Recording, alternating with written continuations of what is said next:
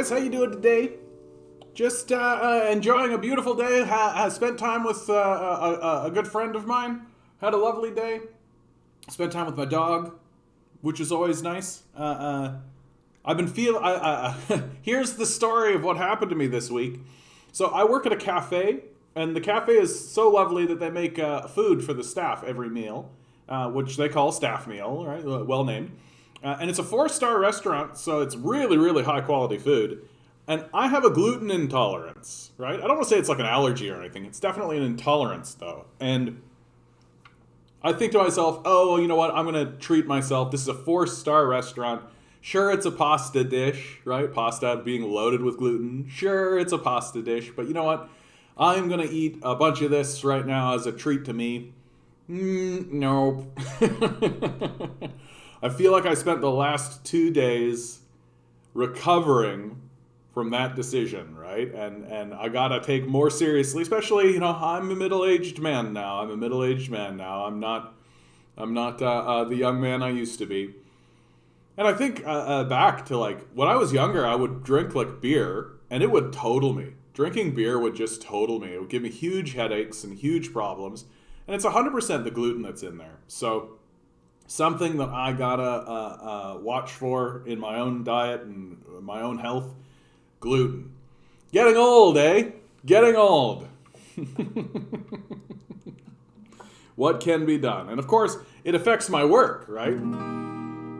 Well, let's pop into the song, and then we'll pop into We're streaming away, we're streaming today. I hope you're doing fine. There's so many streams for us to see, but this one here is mine. I hope that you're happy. I hope that you're well. Now come on and join me, watch the world go to hell as we are streaming away. We're streaming today. Let's stream today. So I've actually got a couple of treats on today's cast. At 8 o'clock, I've got Daniel coming in from the Red Review, which is a podcast that's done through Socialist Action. I'm also going to be reading an article that has been banned off Twitter. Twitter has banned this article from New Eastern Outlook, U.S. war plans with China taking shape. I'm going to read that in its entirety to find out exactly why is Twitter banning the spread of this article. That this article has, Twitter says it's too dangerous. Hey, this stream is nice. I'm moving in, but don't touch my stuff. Oh, Bumbleguppy. All right. You better, you wash your own dishes, okay? I'm going to wait for a little while. Probably about 6:30 I'll read this article. Just to get through the people coming into the chat and saying hello, right? It's so lovely saying hi to people as they come on in. And I know some of you just sneak on in here, but I want you to know, to all of you lurkers out there, it's nice to just give a thumbs up or say hi when you come in. I like it. It makes me feel good about myself.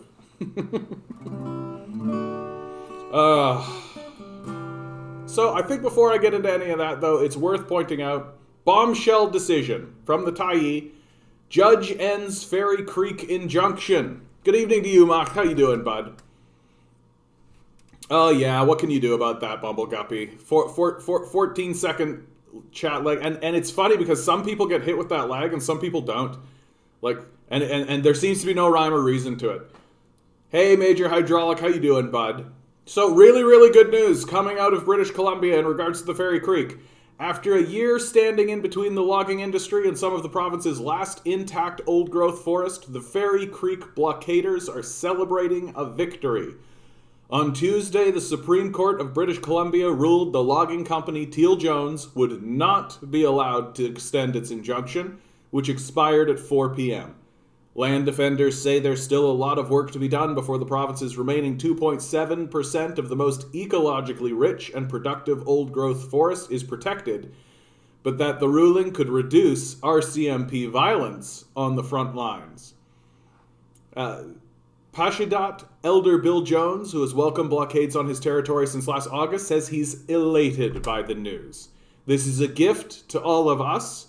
Our values actually won for a change, Jones told the Tyee. We have expressed our wishes, wants, and needs to save the old-growth forest, and we're all so happy. The ruling is precedent-setting, said Matthew Nefsted, a lawyer for the group of elders for ancient trees. I think it's the best statement we have so far of the ways in which the public interest should be considered in determining whether to grant an injunction like this or not. Good afternoon to you, Duke. Just reading about the good news coming out of Fairy Creek. The Fairy Creek injunction has been halted.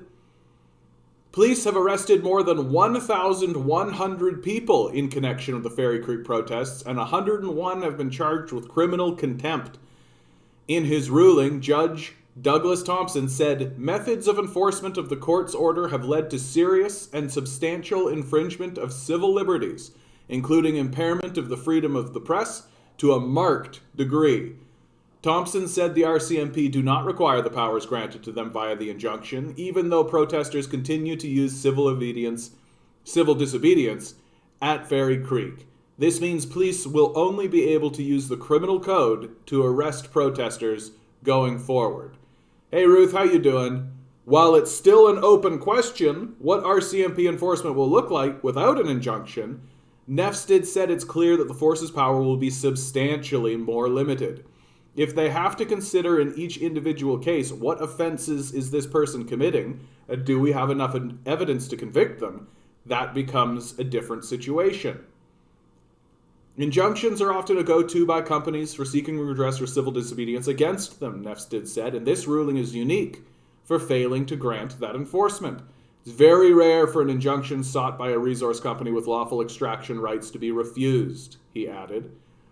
Nefsted sees the ruling as an important check on those broad injunction powers. That can only be good for the ability of people to express themselves and to participate in public protest, he said. Kathleen Code, a spokesperson for the Rainforest Flying Squad, says there will likely be fewer officers on the front lines as specialized units move out and local RCMP officers take over policing the area. That should reduce violence at the blockades. All of the violence came from the RCMP trying to enforce their version of the injunction. The violence never came from us, she said. The worst things we do are sing, dance, play drums, and hold tight to one another. And of course, here's some photos of what was going on at Fairy Creek. It's so sad that we are killing off natural history forever. Yeah, I feel you on that. This is good news, though, and it's good news to show that these sorts of protests and these sorts of blockades work. They work. And this is a victory for not only the Fairy Creek fight, but for a climate change fight. So we should take the victories we can get. And this is, without a doubt, a victory.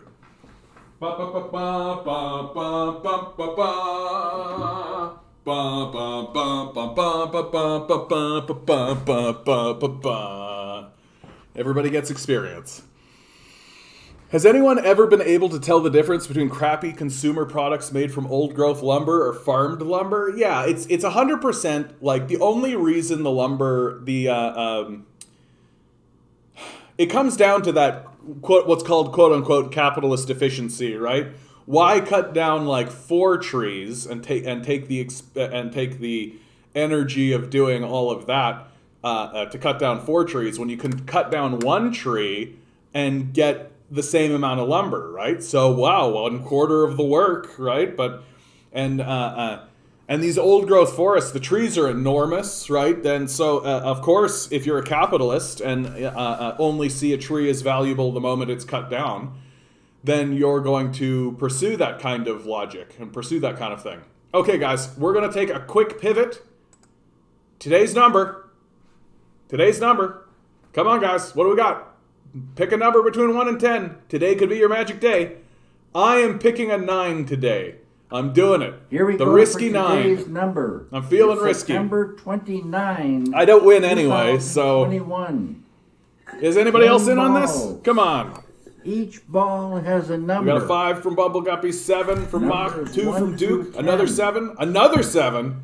That's a lot of Roll 7s. the That's a numbers. lot of 7s. If it's a 7, here we go. Swirl the numbers. Pick a number. Here we go. Mr. David Lynch, sending his energy into the world. Coming out Today's with number is 10. Well, you know what? Bumble Guppy and Duke, 5 times 2 is 10. So I say the two of you together walked away victorious. What do you think? Comrades hand in hand. All right. So, farewell to the beautiful CN Tower with the little ducky in the corner. 5 plus 7 minus 2. Mocked. Everybody won. Except me, of course. I never win, but that's okay. I love it. Yeah, I think it counts. Congratulations to everyone in the chat. You all won.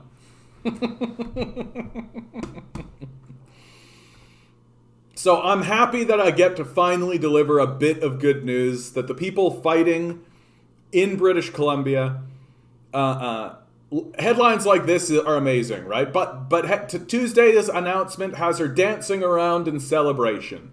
It's alleviated a lot of my anxiety, she said. This is a victory for all land defenders and for all who supported us, either on the front lines, in camp, or from afar by sending donations and money. It's all of our efforts paying off and allowing us to celebrate. Elder Jones also says he'll maintain his vigil for time immemorial. Loggers have zero integrity or respect for old growth and will have to be policed forever, he said. Perhaps the government will also have to be policed forever too, until they gain some trust with citizens. Isn't that the truth? Isn't that the truth? That hopefully one day we get to a point where our government actually works for the benefit of the people and for the land, so that it's not always mass protest. It's not always having to do civil disobedience. It's not always needing to get into the streets.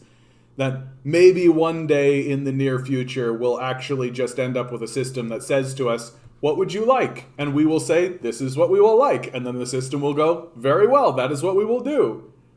And maybe one day we'll get there. We're not there yet. We're too busy bickering about what color government we want. Blue or red, right? The blue one this time? Oh, the red one this time? Okay.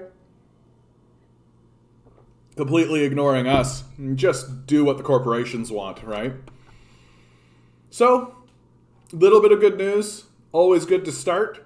I think I'm going to move on to this piece. I'm going to read this piece in full because I think it's extremely important. For those of you who don't know and aren't aware, this article from New Eastern Outlook, written by Brian Berletic, has been banned off of Twitter. Twitter will not allow this article to be proliferated through its social media platform. It's completely banned it. I tried to share this myself on my Twitter feed, and it simply wouldn't allow me. The message I got back was, Twitter considers this too dangerous, okay? So this is banned knowledge, and what this is Brian Berletic taking us through the Rand Corporation's statements and policy decisions, and the Rand Corporation, of course, comes out of the Pentagon. Its policy decisions regarding how to deal with China.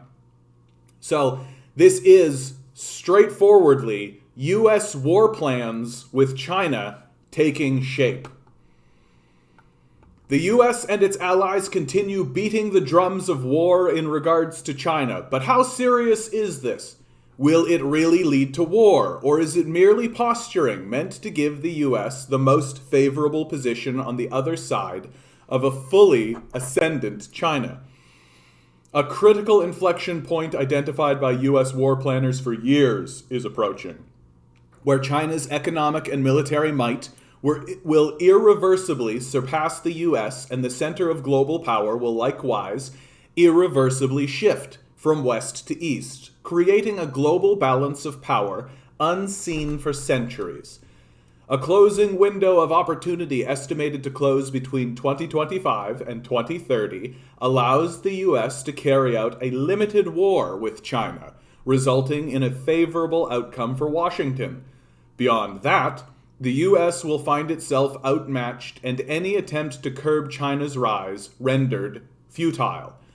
The propaganda war and the war itself this propaganda aims to justify and rally support for is unmistakable, particularly for those who have witnessed similar buildups ahead of the US-led invasion of Iraq in 2003, or US military interventions in nations like Libya and Syria from 2011 onward. A recent 60 Minutes Australia segment titled "War with China, Are We Closer Than We Think?" presented an amalgamation of this ongoing propaganda used to vilify the Chinese government, dehumanize the Chinese people, and create sufficient anger, fear, paranoia, distrust, and hatred in hearts and minds across the planet to justify what would be, for the 21st century, an unprecedented war. For the United States, a war with China would be the first of its kind. A war with a peer or near-peer competitor armed with nuclear weapons. Yet US war planners are fairly confident that the conflict could be confined to East Asia, remain conventional, and see a favorable outcome for the US that would secure its primacy over Asia for decades to come.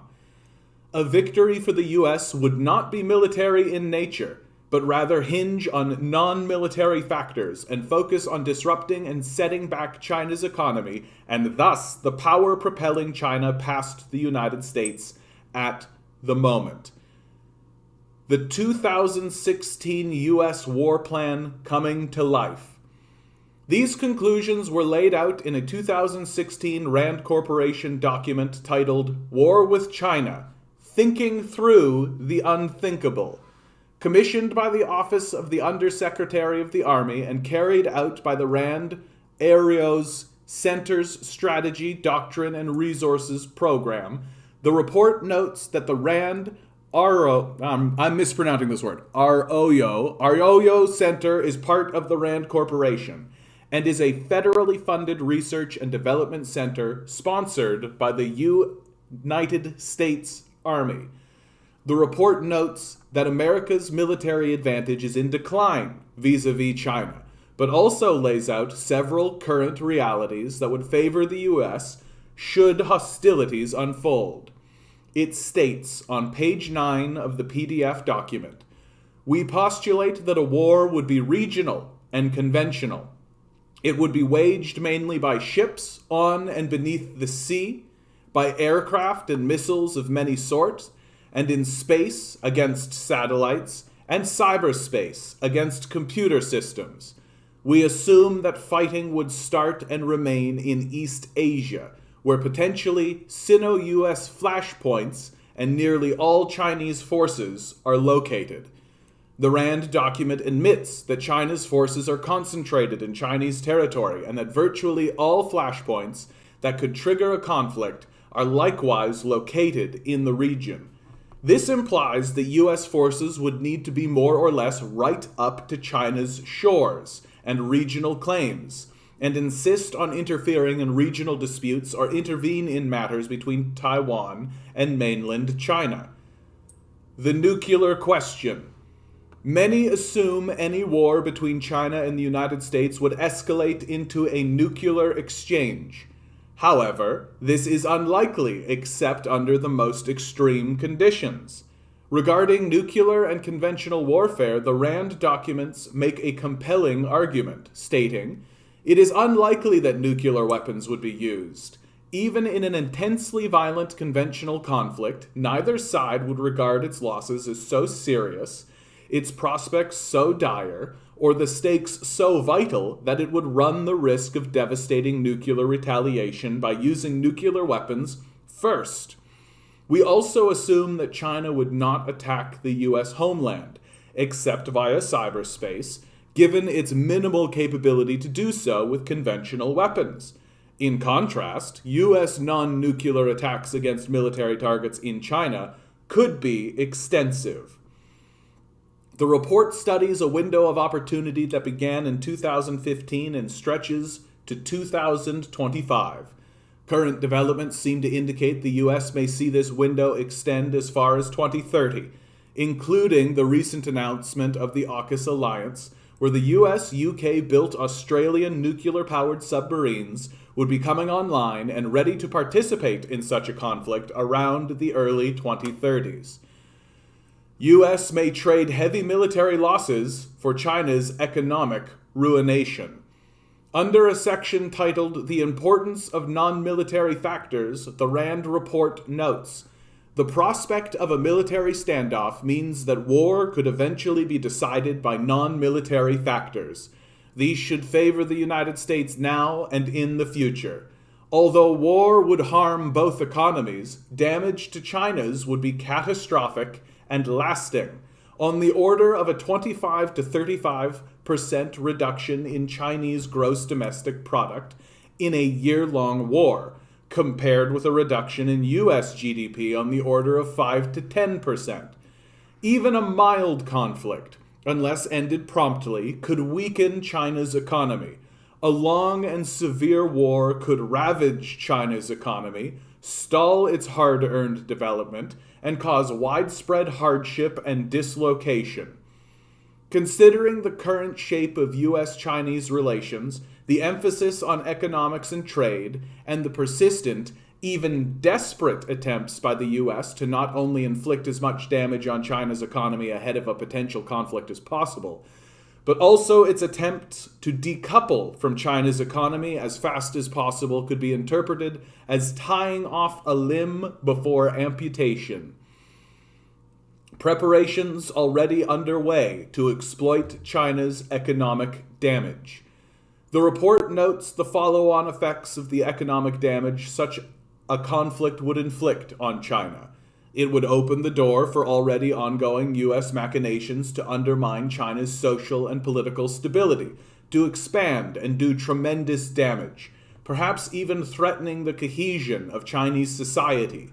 It states specifically, such economic damage could in turn aggravate political turmoil and embolden separatists in China.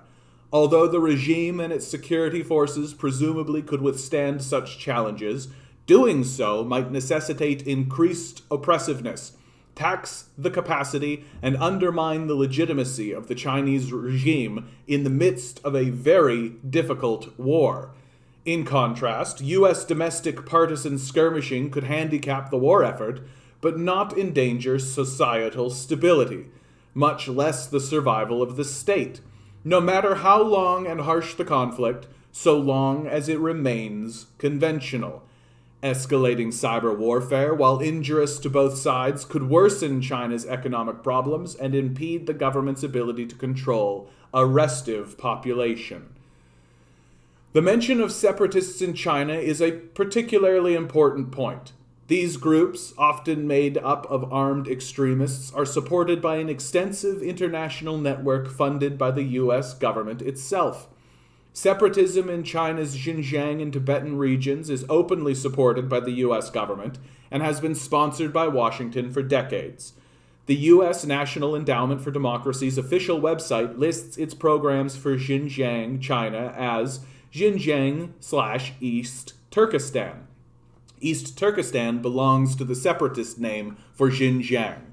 The organizations listed, including the Uyghur Human Rights Project and the World Uyghur Congress, openly admit on their respective websites that they view Xinjiang, contrary to international law, as occupied by China rather than a territory of China. In a move that could very likely be a warning of just how close to a US-provoked conflict with China we may be, the U.S. State Department delisted the East Turkasian Islamic movement in 2020, claiming it had not been active for over a decade.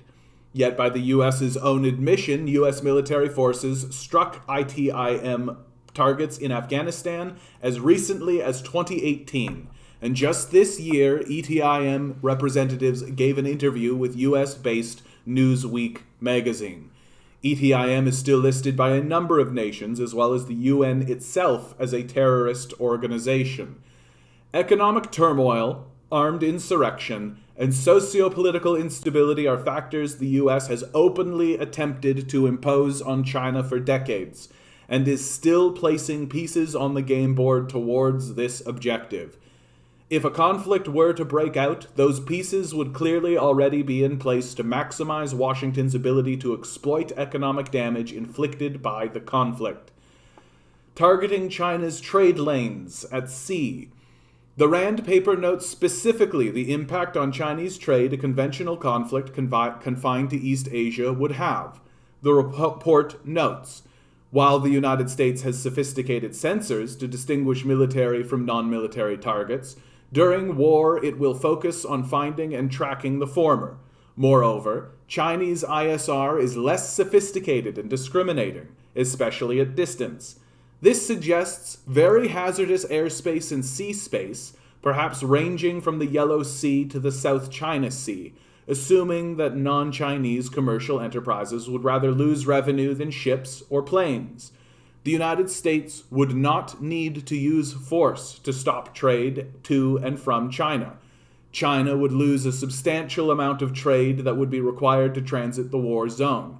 The United States expressly threatening commercial shipping would be provocative, hazardous, and largely unnecessary. So we posit no U.S. blockade as such. Of course, the U.S. has a variety of tools at its disposal that it regularly uses upon the international stage to impede free commerce. It is an irony, since Washington often accuses Beijing of threatening such commerce in regions like the South China Sea, while Washington is actually impeding it on a global scale. NPR, in its 2020 article, U.S. Seizes Iranian Fuel from 4 Tankers Bound for Venezuela, would note, according to the Associated Press, quoting unnamed U.S. officials, no military force was used in the seizure of the cargo, and none of the ships was physically impounded. Instead, U.S. officials threatened ship owners, insurers, and captains with sanctions to force them to hand over their cargo, the AP reported. Because of America's still formidable grip over international media, it would be extremely easy to sink vessels engaged in commerce and blame it on China or claim it was accidental. A total blockade would not be necessary to deter the majority of commerce in the region. Only a few examples would be needed for the self-preservation of shipping companies to de facto cut off trade. Another concerning warning side was the Pentagon's restructuring an entire branch of the U.S. Armed Forces, the U.S. Marine Corps, to specifically fight a single nation, China, in a very specific region, East Asia, with very specific tactics, shutting down straits used for commercial shipping. Defense News, in a 2020 article titled, "Here's the U.S. Marine Corps' plan for sinking Chinese ship with drone missile launchers," would claim, the U.S. Marine Corps is getting into the ship-killing business, and a new project in development is aimed at making their dreams of harrying the People's Liberation Army Navy a reality. The article also noted, Marine Corps Requirements and Development Chief Lieutenant General Eric Smith told reporters last year during the Expeditionary Warfare Conference that the Marines want to fight on grounds of their choosing and then maneuver before forces can concentrate against them. They are mobile and small. They are not looking to grab a piece of ground and sit on it, Smith said of his Marine units. I'm not looking to block a strait permanently. I'm looking to maneuver. The German concept is Schwerpunkt, which is applying the appropriate amount of pressure and force at the same time, and place of your choosing to get maximum effect. The U.S. Marine Corps has already decommissioned all of their main battle tanks as part of this restructuring, which took less than a year. signifying the urgency of U.S. preparations. The U.S. taking ships out in busy commerce straits and creating an environment that would cripple trade between China and the rest of the world would have a heavy impact on China's economy. On page 64 of the PDF document, Rand includes a graphic depiction of China's projected GDP losses versus the U.S., giving us a compelling motive for the U.S. to wage a war it knows it will suffer heavy military losses amidst, but emerge economically stronger than a China that will otherwise, barring such a conflict, surpass the U.S. within this window of opportunity. China knows, but can China beat the clock? It is very obvious that China's Belt and Road Initiative is an attempt for China to diversify away from Asia-Pacific trade routes. The U.S. is clearly making preparations to attack and disrupt. Pipelines running through Pakistan as part of the China-Pakistan Economic Corridor and through Myanmar to Kunming in Yunnan province would help move hydrocarbons bound for China from the Middle East without passing through waters the U.S. could disrupt in the conflict it is clearly preparing for. However, these alternative routes are already under attack. U.S.-sponsored separatists operating in Pakistan's southwest province of Baluchistan's regular attack and kill Chinese engineers and the infrastructure itself. Protests organized by the U.S.-sponsored opposition groups target Gwadar Port, CPEC's terminal. Just this year alone, France 21 would report in April a bombing targeted a hotel the Chinese ambassador to Pakistan was staying at, but who luckily wasn't at the hotel at the time of the bombing. In July, the BBC reported that 9 Chinese engineers working on CPEC projects were killed in a targeted attack. And according to Reuters, in August 2nd, 2 children were killed during a suicide bombing targeting Chinese engineers in Baluchistan. US-backed opposition groups have been attacking Chinese investments in Myanmar since the military ousted the US client regime headed by Aung San Suu Kyi and her National League for Democracy. CNN would report in March, just a month after the military took over, that the opposition was lighting Chinese factories ablaze. U.S. government-funded Myanmar opposition media outlet, the Irrawaddy, published an article in May titled, "Deadly Attack on Pipeline Station Spotlights China's High Stakes in Myanmar," claiming, "The importance of the project was highlighted in February when Chinese officials held an emergency meeting with Myanmar officials, at which they urged the military regime to tighten security measures for the pipelines. They said the project is a crucial part of Beijing's Belt and Road Initiative in Myanmar and insisted that any damage to the pipelines would cause huge losses for both countries. The request came amid growing anti-China sentiment in Myanmar, where protesters, angered by Beijing's blocking of the UN Security Council efforts to take action against the coup leaders, have threatened to blow up the pipelines." The article concludes by quoting a Swedish journal claiming, "It would come as no surprise if attacks were carried out against, for instance, the pipelines," he said, "and attitudes will not change unless the Chinese government stops its support for the Myanmar military. That should be a real concern." Xinjiang, China also serves as a critical juncture for China's BRI, and we can clearly see the U.S. promoting separatism there. The recent Uyghur Tribunal, organized by the above-mentioned U.S.-funded World Uyghur Congress, aims at further undermining Beijing's efforts to counter U.S.-sponsored armed separatism in Xinjiang by placing additional international pressure on China for implementing necessary security measures to prevent it. The continued U.S.-sponsored attacks on China's BRI, the U.S.-led military buildup along China's coasts, and the propaganda war the U.S. is waging to control the narratives surrounding both represents a race against time for both Washington and Beijing. For Washington, It is an attempting to create the conditions in which Rand predictions of China's economic devastation following a conventional conflict confined to East Asia can be transformed into reality. For Beijing, it is attempting to run out the clock and assume the economic, military, and political power it needs to fully deter any such conflict, and assume its position as the largest, most powerful economy on Earth. All things being equal, China has the world's largest population, a population that is hardworking and well-educated. China's educational institutions are producing millions more science, technology, engineering, and mathematics graduates than the US per year. China's massive trade networks ensure its economy has plenty of resources. It should become the largest economy, and only a war of aggression, chosen to be waged by Washington, will stop this from coming to pass. U.S. foreign policy in the 21st century has demonstrated in action the true nature of its foreign policy versus what Washington's politicians say with words from behind podiums, or its media says in front of cameras, about a rules-based international order. The only rule we can see demonstrably upheld is might makes right.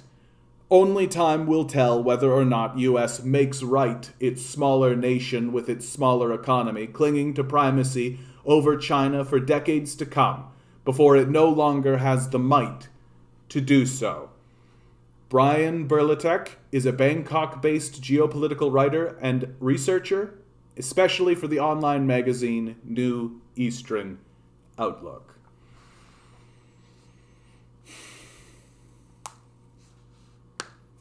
I mean, the US are the Nazis on the world stage, right? Like, I've been saying that for a long time now, right? That the US are the Nazis on the world stage. That they are preparing, like, you listen to the way that they're structuring themselves, right? We want a mobile force that's capable of going in, destroying things, and leaving, right? So the United States military is literally reshaping itself to become a terrorist organization, right? That it's not about taking land and holding stuff or any of that. It's about hit and run tactics. It's about marauding, right?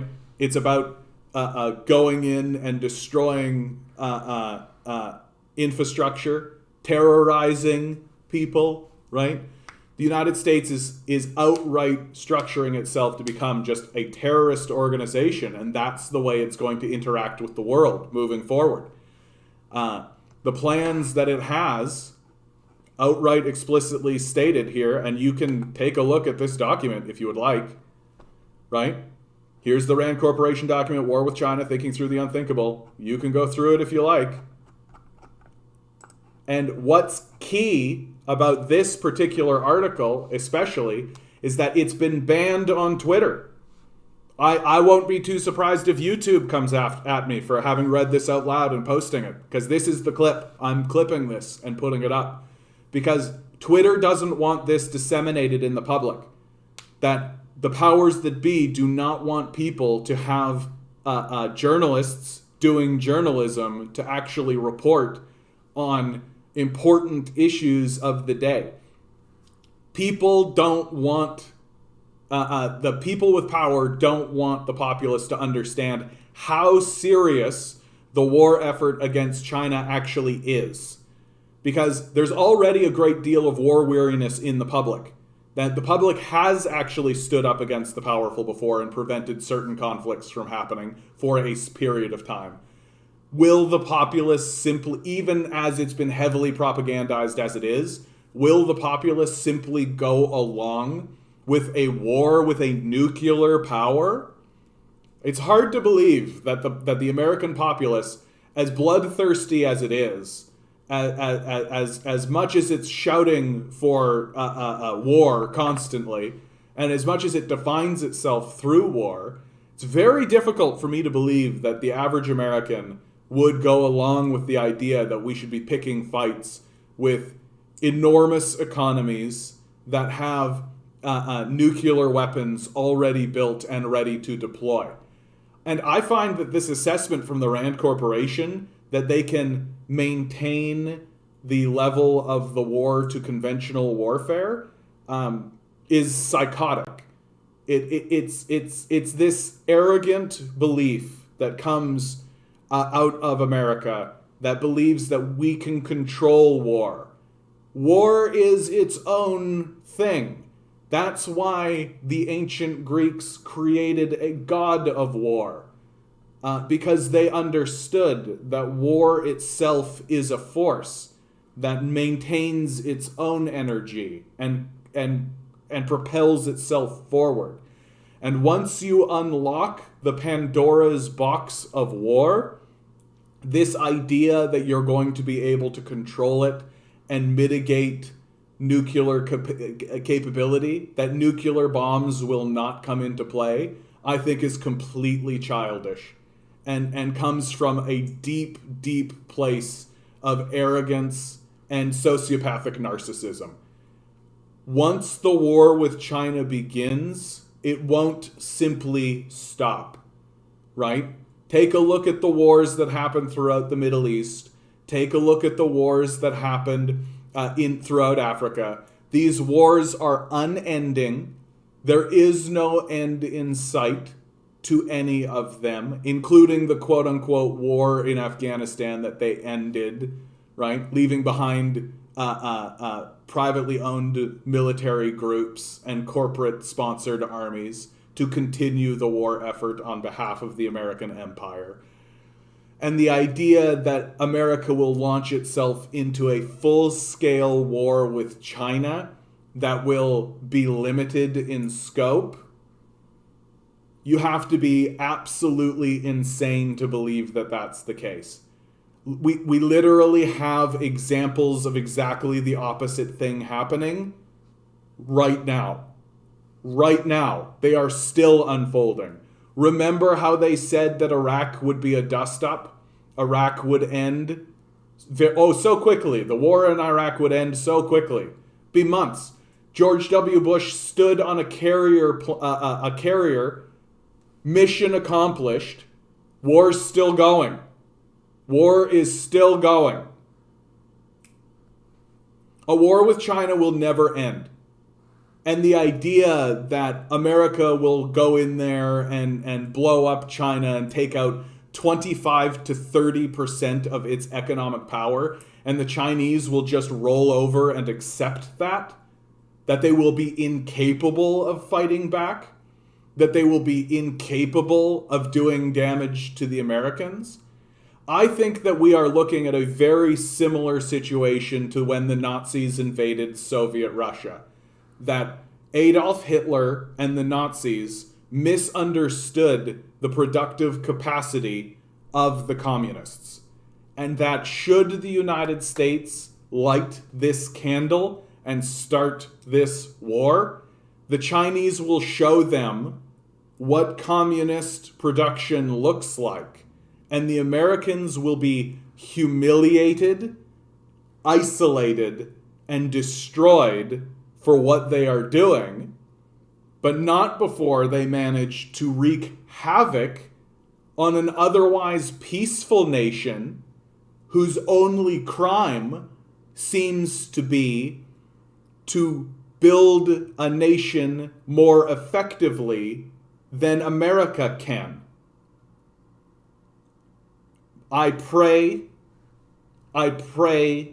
to any spirit or God or force of nature that has the power to hear that this war does not occur.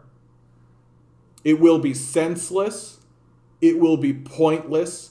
Even if America is completely victorious in its objectives, it will be utterly pointless. Because at the end of the day, China can build faster than the United States can bomb. All that's going to happen is people will die for nothing. If I was part of the United States military and I was being told to prepare for war with China, I would resign. I would take the jail time. I would not participate in what is clearly a war of aggression, as fascist as any war that has ever happened on the planet, on the same scale as Adolf Hitler's Nazis. We should stand up against this. And should it occur, we should protest en masse if we shouldn't already be protesting already. So please be sure to like, share, and subscribe, right? Hit those buttons, hit those bells before we're all incinerated in a nuclear fallout. Hey, take some of that money, throw it into my Patreon account. Why not? I live stream 6 to 9 p.m. Come on board. This is what we're talking about.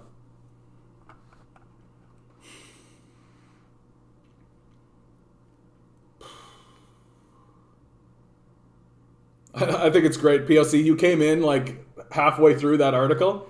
Hey, sorry, I've been packing. What have I missed? Whoa, what's going on, guys?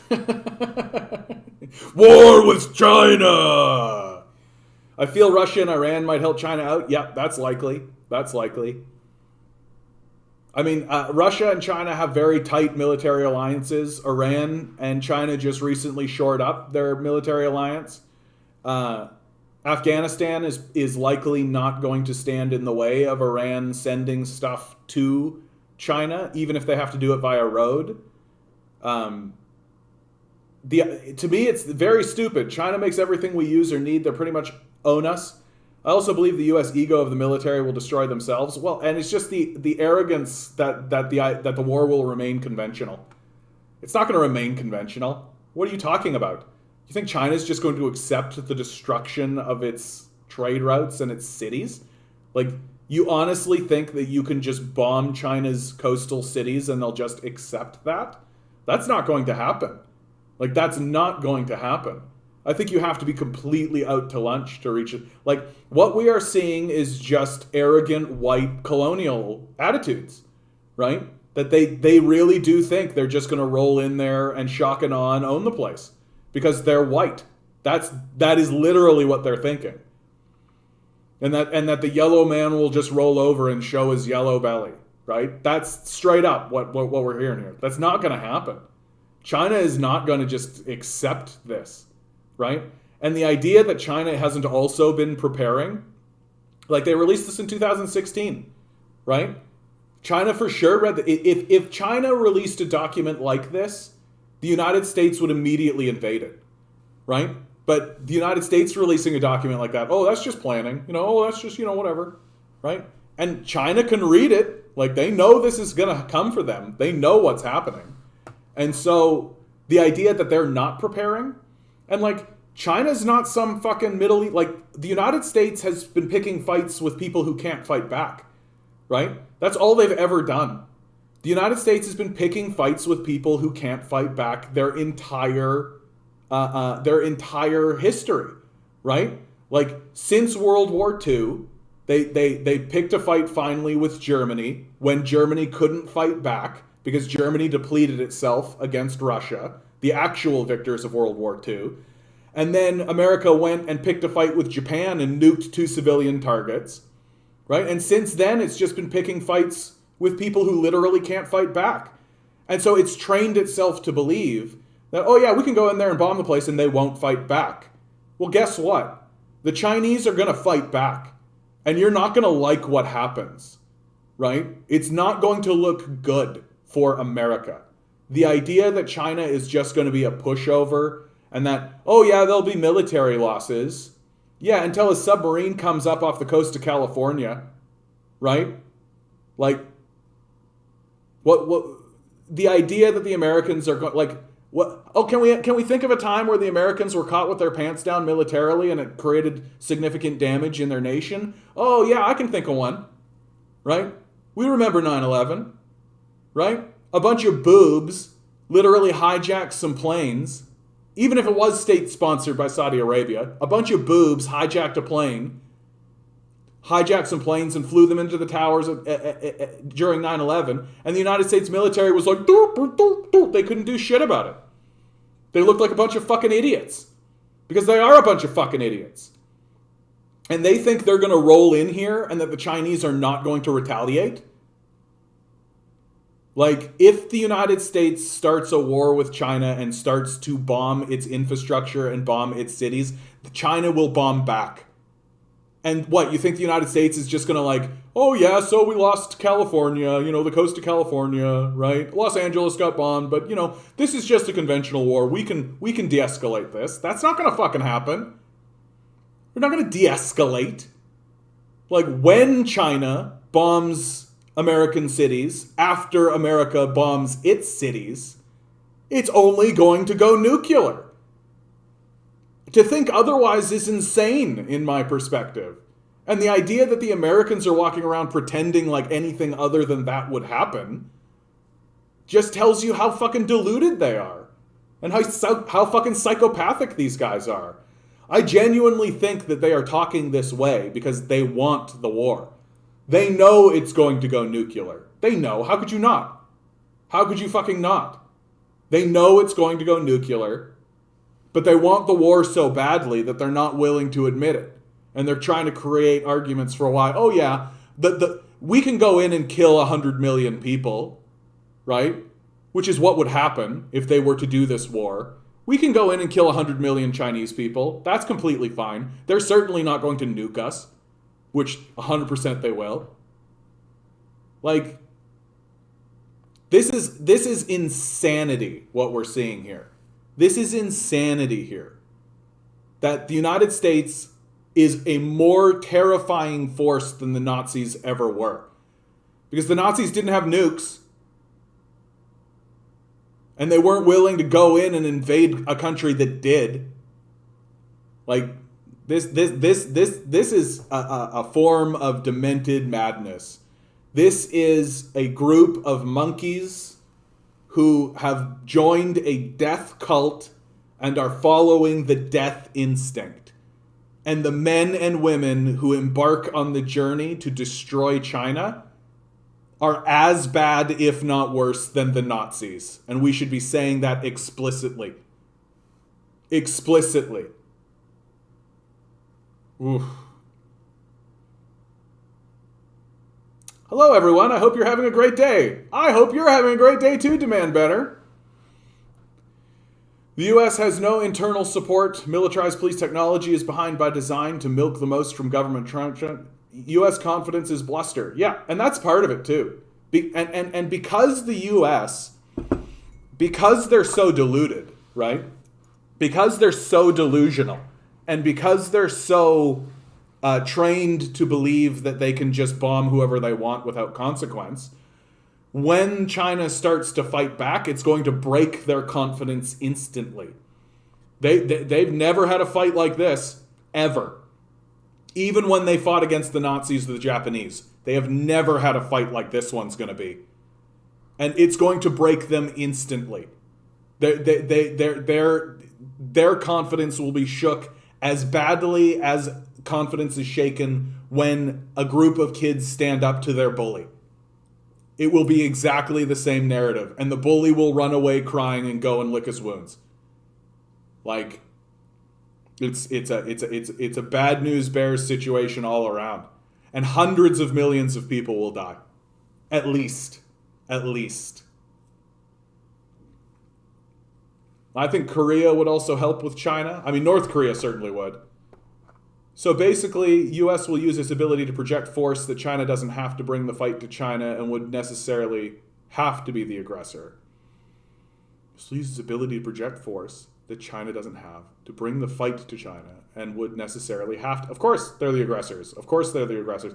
They're outright saying they're the aggressors, right? They know that they're the aggressors. They just don't care. Moon base, U.S. Space Force. Specific influence, Oxus Pack. Trade war. Chinese Americans, xenophobic sentiment used during COVID, yeah? End to imperialism, American intervention during Boxer insurrection, yeah? The whole report outlines a project that doesn't require the U.S. people at all, no soldiers needed.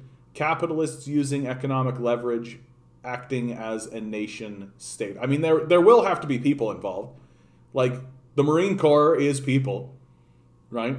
And if the people stopped participating in it, it would stop. If China knocks out U.S. satellites, they lose navigation and most communications. Yeah, tax strike. I feel like moving into a bunker now, yeah? I feel like throwing wooden shoes into the gears of the machines. U.S. empire thinks in fiscal quarters. China thinks in decades, at least decades. Hi all, greeting from Holland. Good to see you, Rudd. Haven't seen you in a while. I really want to move to Iceland or Germany. I'm not having a great time here in Canada. How you doing, Vince? I mean, you said how you're doing, bud. I know. Times are tough right now. I just want positive change. Humanist positive change. A UBI and a federal jobs guaranteed. I don't know how long neoliberalism can last. Yeah, the question in my view on that, Vince, is how much suffering the populace is willing to tolerate. That it is an inevitability that eventually we will all take to the streets. Like, that is how this is going to go. The question is, how much suffering are we willing to tolerate before such a moment occurs? Like, the United States already has 600,000 homeless people. How much suffering are they willing to tolerate? And you're telling me amidst the crisis that is unfolding, the United States is going to start fucking bombing China? Like, what's it going to take? What's it going to take? If it was up to me, we'd already be over and done with this. Like, the proof's in the pudding already. Like, we've eaten the shit pudding and been like, "Ugh, that tastes like shit." And they've put more shit pudding in front of us. And we've been like, "Can I get something other than shit pudding?" And they've said no. And instead of saying like, "Well, I'm not going to eat that," and getting into the kitchen and making something for myself, I'm eating more shit pudding. What the fuck's wrong with us? U.S. have a fight inside. The funny thing is China have quantum projection in the satellites, no hacking possible. We'll see. I'm sure neoliberalism doesn't have long, but the big question is what comes next. Yeah. Yeah. I mean, I think we're already headed towards a form of neo-feudalism. I think the neo-feudal structure has already erected itself. And now we're entering a period of time where the corporate power that is maintaining the feudal system we live under is working to dismantle our democratic systems. That's the next phase. Because once the democratic systems are gone, then there will be no legal or legitimized way to overthrow the corporate state. That it will be acts of civil disobedience alone that will get the job done. It will be people having to get into the streets and actively gum up the works and face arrest and face prosecution and face all of this kind of stuff. That is what it is going to take. And in my view, we're already there. But I think that there's a lot of people in the public who still are living this gullible dream that, oh, we'll just vote someone in and they'll solve it. Seems like the United States is not interested in solving anything. And like what would a war with China look like? It would be senseless. I said it already. It would be completely senseless. It would achieve nothing. All it is going to do is alienate the United States from the rest of the world. That no one is going to want to participate in what the United States is doing. And like someone said earlier, yeah, like China is the manufacturing base for the world right now. And so if you fuck with it, you are fucking with the rest of the world, right? Like, I think that America has just gone full manic. I just think they've gone full manic, that they're not actually capable of thinking about things rationally. I think that all they want is war, and I think all they're following is the death impulse. That each and every one of us have built inside of us what the French call a call to the void, right? You ever stand on the street corner and a car is coming by and there's a party that thinks I should just throw myself in front of that car, right? There's like a pull towards death. Everybody has this. And if you let that take over, well, you see what happens. We still have kings and queens running countries, not figureheads like the Brits, but actual kingdoms still exist. And that's what these billionaires want. Absolute power. Yep. I think you're absolutely right. I'm not afraid for China. They have multipolar policy. I mean, yes, I do think the United States is significantly underestimating the power that China can bring to the table. I just don't think 100 million people need to die to prove it. Military wants war. People want their phones, TV, and paychecks. Yeah. I mean, do we need more evidence that the military has taken over the society? Do we need more evidence that the military-industrial complex is the one that's in charge? Like, do we legitimately believe that if we elected a president and a Congress that attempted to stop this, that it actually would?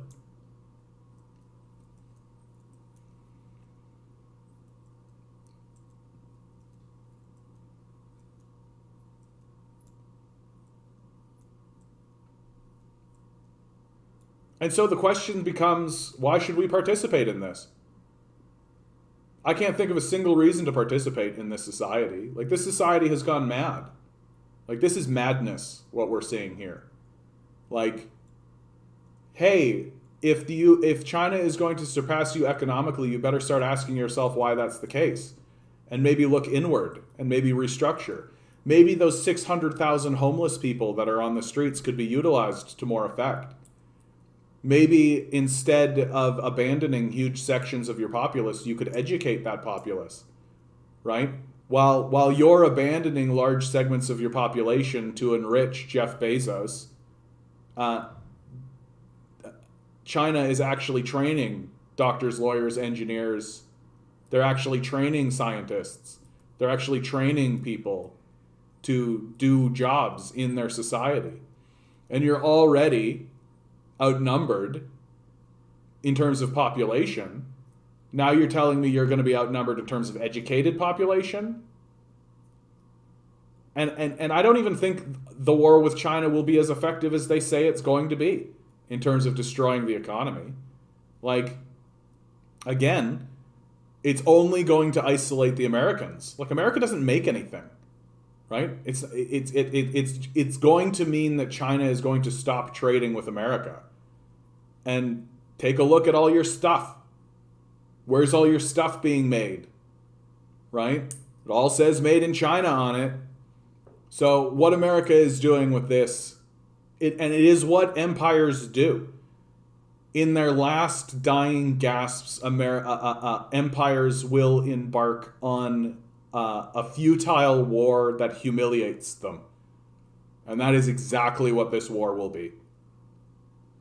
It's exactly what this war will be.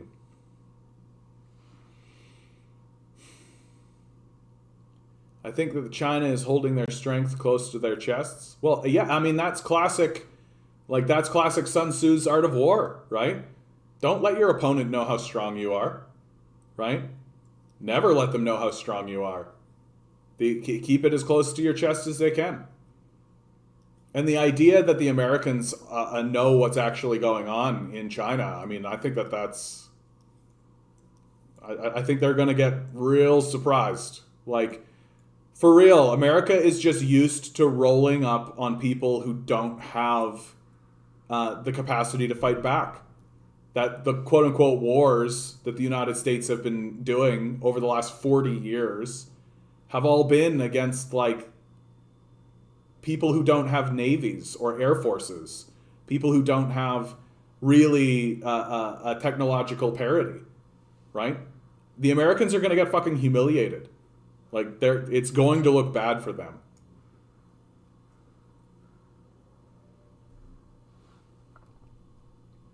Yeah, no phone here. Had one. I realized people could call me anytime. Screw that. Yeah. They'll put the homeless into war so they don't have to pay for them. Probably social services and disability clients as well. Well, what they'll do is they'll start the war and they'll realize that it's going horribly, right? That their volunteer army is not working.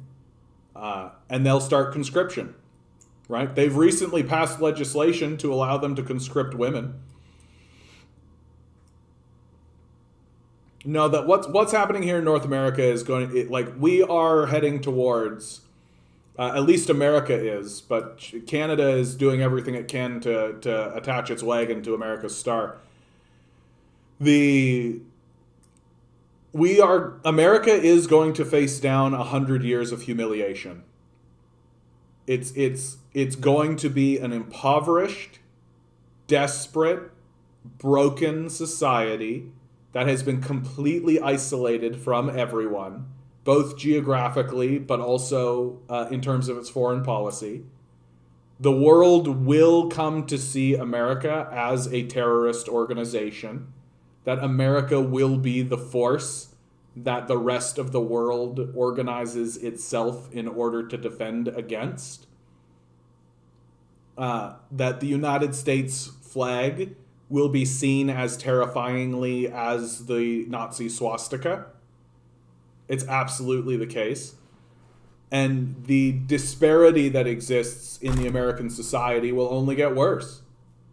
That there will be mass swaths of poor and a handful of rich oligarchs who own everything. And the only way to turn the corner on this is for the people of America to rise up against it. And they're not.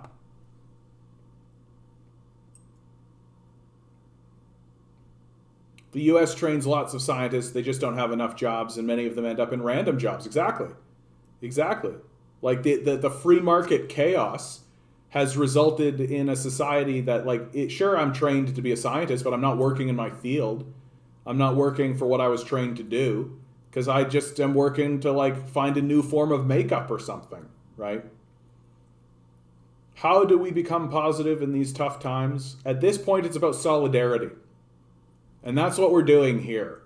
That's what this channel is, right? Is that it is about, one, I want to create a protest movement to get into the streets in order to gum up the works of all of this. That's absolutely necessary. Two, it's about grieving the death of capitalism, right? That when people come in here and they defend capitalism, I say to them, the first stage of grief is denial. And that's all they are. That's all they're doing, right? They're in denial. And to get through the anger, and to get through the depression, and to get through the bargaining, and to get through acceptance and meaning and all of that. And then finally, three, it's to have solidarity with one another. Because we're all over the place. We're all over the place. We're not centralized. So organizing is difficult, which means that every single one of you is a leader.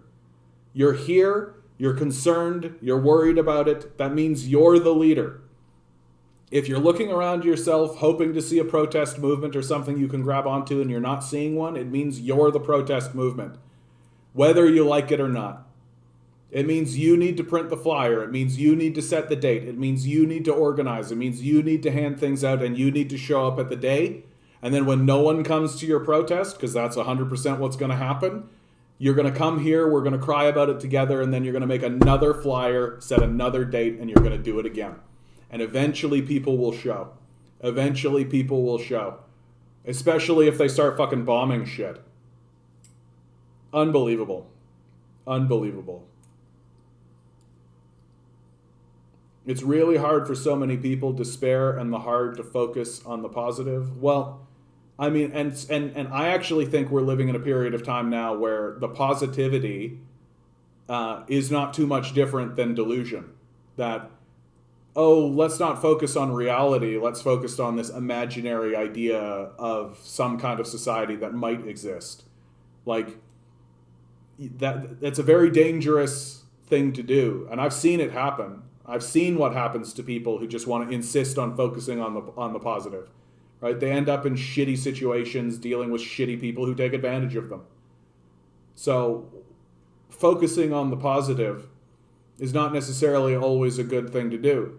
That we need to focus on what's real and what's in front of us and work together in solidarity to hold one another and keep telling the truth about what's actually happening in the world. And if we don't do that, then we're never going to take to the streets. We're never going to try to take this thing over, right? We're never going to throw ourselves into the works, which is exactly what we need to be doing. Prefigurative politics are good because social change and help, which can help with positivity. Yeah. Americans at war, the first wave is strong, but then you get a divided nation after it. They lose all the way. They know it, so it never comes to a war. Well, we can hope. That statement, Rudd, implies that the United States is capable of being rational. The United States is a silverback gorilla. That's as far as it has gotten. It is no more intelligent or rational than a silverback gorilla. And all it understands is that what it perceives to be the gorilla next door is getting bigger and stronger than it. And so it needs to go over there and put that gorilla in its place because it can't tolerate the idea of not being the biggest gorilla around. That's literally where it's at. Hey, Tash Littlebit. First of all, I love your name. Tash Littlebit, that's a beautiful name. Don't think I've ever seen you here. Good to see you.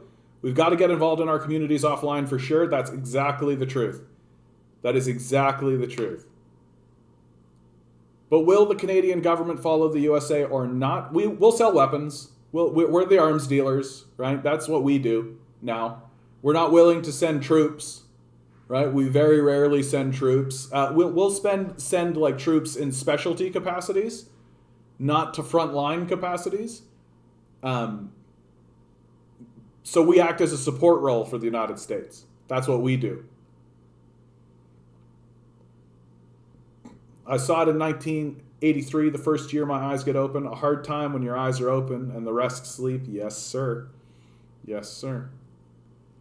The most positive thing we can do is resolve the negatives. That's true. That's true. And this senseless, pointless war, and it is senseless and it is pointless, right? Like, it is just the United States asserting its dominance so that it can maintain its dominance. It's revealing fully that it is a white supremacist nation, that it needs to be supreme because it views supremacy as the ultimate goal. That should another nation start to outweigh it in the only regard that it views as meaningful, which is power, right? The power to destroy, then it's going to start dropping bombs about it. Like, it doesn't care if nations do better than it in terms of, social welfare for its own people. It doesn't care about that at all. At all. But if another nation is starting to be able to build bombs faster than it, well, it's going to bomb them first. And it's all just U.S. perception, right? Like, if it wasn't for the U.S. aggression, would China and Russia and all these places do the military expenditure that they are doing? If cons are in power, I think we would go in. Yeah, I think that's true, Ruth. But I think Canada has gotten to a point now where we're showing not only the Conservatives but the rest of Canada, like, this is as much as the Conservatives can grow. Conservatives are tapped out. Like, they can't get bigger than this. And it doesn't look like, because people are starting to recognize that the Conservatives are not really a political party anymore. That we had that upswell, right? And traditionally, people would swing to the Conservatives, right? But we had that upswell in that moment of anger, and then everybody looked at the Conservatives, they calmed down, they talked to one another, and they went, oh yeah, right, these Conservatives, right? So the only people who are voting Conservative now are the suckers. And we've wised up. We haven't been suckered in. I have not really an answer to the problems in West, so it's a divide at the same time. So it is so divided and at the same time so occupied. Yeah. Well, it is actually a good idea to think about America as an occupied nation. That it has been occupied by its own military. That it's been occupied by the rich.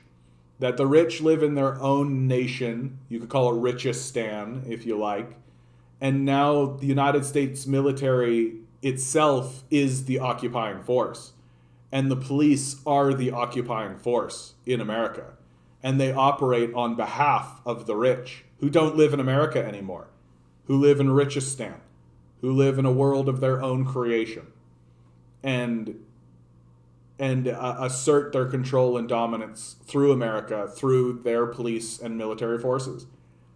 And the trouble, of course, is that they've been very effective at breaking the American populace apart and dividing the American populace. There is still people in America, large groups of people, who still seem to believe that the Democrats and the Republicans are not allies. I encounter this almost on a daily basis. I see people posting stuff saying like, "Oh, the Republicans are doing this," and "Oh, that's the Democrats are so much better." And like, no, the Democrats are allowing the Republicans to do these things. They're not pushing back currently because they understand that the Republicans play the heel in this arrangement. And if you have a heel, right, so that you can play the hero, and all of these politicians are aware of this. Like this is well understood in the political establishment that the Republicans take you back 2 steps, the Democrats take you forward 1 step. Back 2, forward 1, back 2, forward 1, back to, and what direction are you going? The Democrats are well aware of this arrangement, so are the Republicans. And it is an arrangement. They all work for the corporate power structure. They all go to the same places. They all get paid by the same people. They know exactly what they're doing. Like these big pushes that are happening in the Republican Party in order to overturn Roe v. Wade and focus on abortion. Yeah, it's a hot button wedge issue. So of course they're going to focus on it to distract the populace, to wedge between the Republicans and the Democrats, so that forces spend all of their time focusing on this issue, right? And to continue pretending as if the Republicans and the Democrats are anything but allies in this conversation, so that while everyone is focusing their attention on this, the United States can train a military to go and bomb China and no one says anything about it. Like, there are hundreds of billions, if not trillions of dollars invested in this organization, and you're telling me that they're not actively manipulating the political structure in order to get all parties on board? Like, I think you're nuts. And I encounter it every single day. People who are genuinely of the belief that, well, I'm going to vote Democrat because Republican, like, they're allies. They work together. I don't know how else to say this. It was actually one of the most disappointing moments I had in regards to Noam Chomsky. That in this last election, Chomsky wasn't saying, hey, these guys are allies, when they obviously are. He was saying, vote Biden, right? He basically took the any blue will do position. And I consider that just an act of outright desperation, right? That what Chomsky is doing is just ceding his intellectual abilities, which are strong, for an act of desperation. When the reality is he should have been saying, and he should still be saying, look, the Democrats and the Republicans are allies. They work together the same way that like Andre the Giant and Macho Man Randy Savage work together, right? That when they go into the ring, they talk shit to one another. They do the body slams. They fight one another, throw each other against the rope, right? Friend comes in with the chair, all that kind of stuff. The crowd is going crazy, all that. But when they go behind the curtain, they shake each other's hands and go to dinner with each other because they're friends. And Vince McMahon pays both of them. That's United States politics. And to think otherwise, I think, is a form of desperation. It's a form of delusion and it's a form of desperation. That, oh, we've got to be able to vote our way out of this. That's not going to happen. If you ask a patriotic American why the U.S. is the best country ever, they just say that the U.S. spends more on its military than any other country, as if that was a good thing, yeah? Correct, but it depends on how you are raised. I was raised before the EU occupied us. Youngsters know not better. Yeah, that's true, right? I worry about this younger generation coming up that has never known anything but a country at war.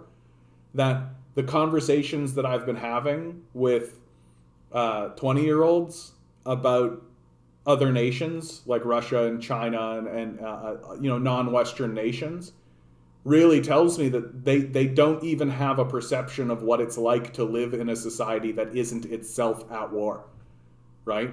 That they just genuinely believe that this is normal, that this is how everybody does it, right? This is what everybody's doing. Evil looks as evil does, I guess. Yeah, evil looking ships. Yeah. You can look up infographics for the ratchet effect in US politics. The ratchet effect. In labor markets, the ratchet effects refers to a situation where workers subject to performance pay choose to restrict their output. Yeah, because they rationally anticipate that firms will respond to higher output levels by raising output requirements or cutting pay. I actually experienced this all the time. I experienced this when I was working, anytime I work in any corporate environment. If you have an output of, let's say, just $10,000, like if the plan is to hit $10,000, and if you hit that plan, well, then they raise it to $11,000, right? So there's no point to actually attempt to go beyond plan, because all they'll do is increase the plan. They'll say, oh, you did that, so now we're going to do that. And it has nothing to do with rational thinking, right? It just has everything to do with exhausting and burning out your workforce. Yeah, Republicans turn everything to the right. Democrats block movement back to the left. Yep. This is more or less what is happening in the United States. And I got to talk about Noam Chomsky again, because people have been starting to critique him, especially as he's getting older. He's about to pass on. And critiques are going to start coming about Noam Chomsky, who is an ally. I value Noam Chomsky a lot. I don't like to criticize him too loudly, because he has been extremely useful and he has been extremely important about pointing out what's going on in terms of the United States military and its imperial agenda. Absolutely, he is an ally without question. But I really feel like in this last election, he let everybody down by not pointing out what is tacitly the truth, that the Republicans and the Democrats are the same party. They work for the same people, towards the same agenda. They're not interested in stopping any of this.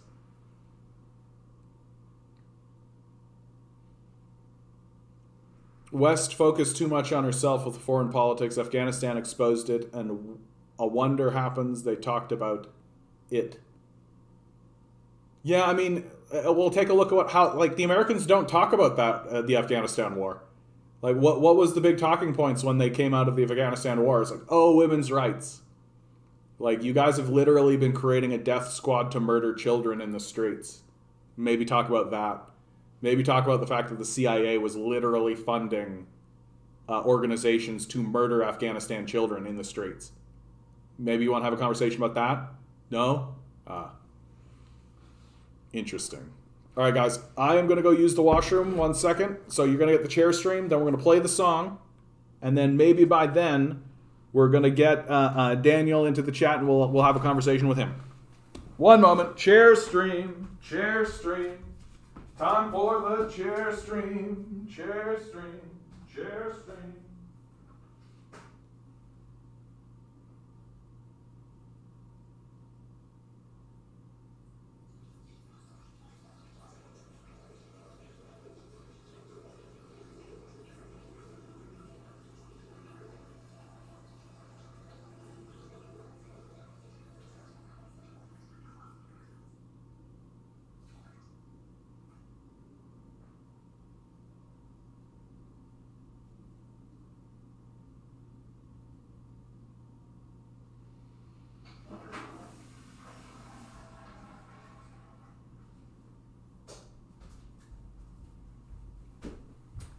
Oh, goodness me, goodness me. What a time to be alive, eh, guys? Boy, howdy. I just hope they don't, you know? Don't you? Don't you just kind of hope that they just go like, nah, you know what, that was all crazy, we're not going to do that.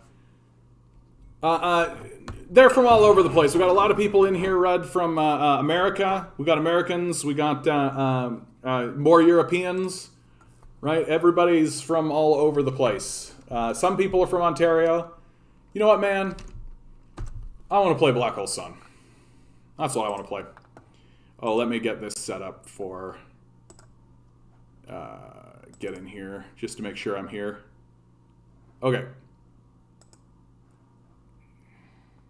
I've been playing Black Hole Sun a lot these days. If you guys are not familiar with Black Hole Sun, like maybe you're too... hey, Amanda, how you doing? Good to see you. Maybe you're too young. Black Hole Sun is a song that was written in the 90s, performed by Chris Cornell and a band called Soundgarden. It's quite prophetic, if you ask me. It is a beseeching of the powers of the universe to just get on with it. That if we're all going to fade into entropy anyway, can it just get on with it?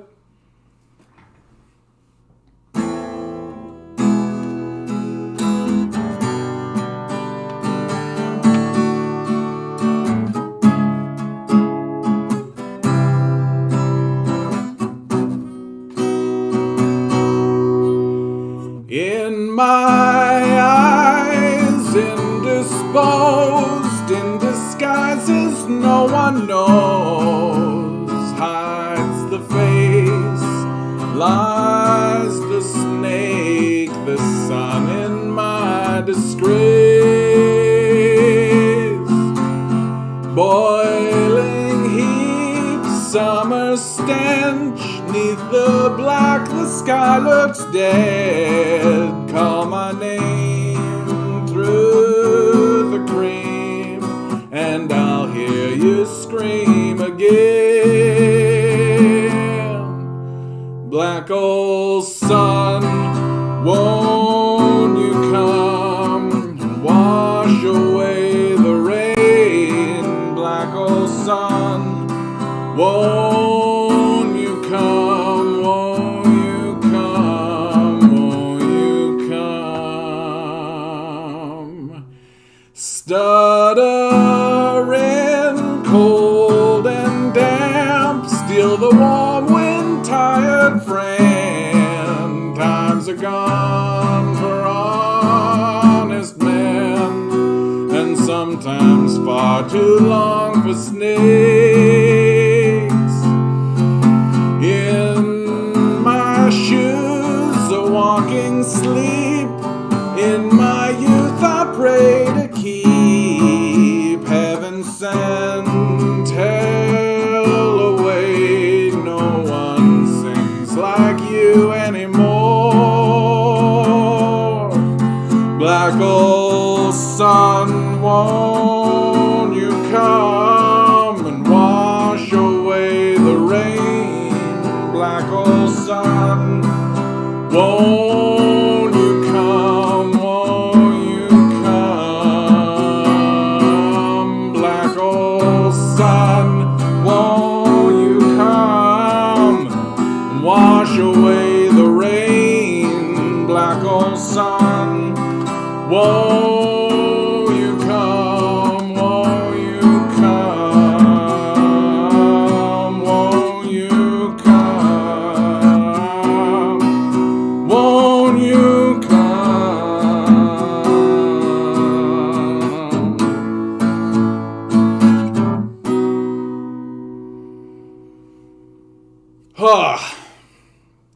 Black Hole Sun, man. Chris Cornell. God rest your soul. God rest your soul, Chris Cornell. Unfortunately, we lost Chris Cornell not too long ago. He finally, he got the better of him and he committed suicide. Seems all the good ones go that way. So, let's turn the corner a little bit. We got a lot of people I haven't seen in the chat, so here's a good opportunity for me to play a song that I made. This is a bit more hopeful, sort of. I call this the Care Bear Stare against neoliberal capitalism. That if everybody started at least humming this tune, there's nothing these neoliberals could do about it. And it would create it's got in it a vision for the future that I think we should all strive towards. So this is called Antarctica is Covered in Ice.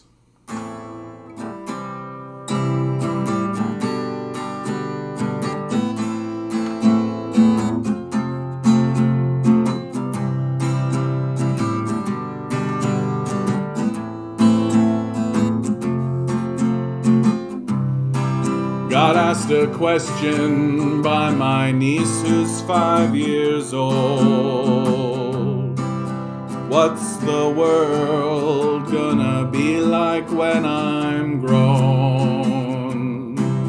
I looked up at the crimson smoke-filled sky. I thought, what's the harm in telling one more lie? I said, everybody's safe, no one's living in the streets. You never need to worry if you're gonna get to eat. And Antarctica is covered in ice, and everybody's happy, and wouldn't that be nice? The burning sun won't leave a paper trail. Why work so hard if it's too big to fail? And what's the point of feeding this machine if it won't make the world in our dreams where everybody's safe, no one's living in the streets? You never need to worry if you're gonna get to eat. And Antarctica is covered in ice, and everybody's happy, and wouldn't that be nice? And I know one day my maker I will meet, when death's sweet kiss comes and sweeps me off my feet. I hope by then we've learned a little more. I'd like this place to be better than before, so everybody's safe, no one's living in the streets. You never need to worry if you're gonna get to eat. And Antarctica is covered in ice, and everybody's happy, and wouldn't that be nice? When everybody's safe, no one's living in the streets. You never need to worry if you're gonna get to eat. And Antarctica is covered in ice, and everybody's happy, and wouldn't that be nice? Wouldn't that be nice? Wouldn't that be nice? Antarctica is covered in ice, and everybody's happy, and wouldn't that be nice?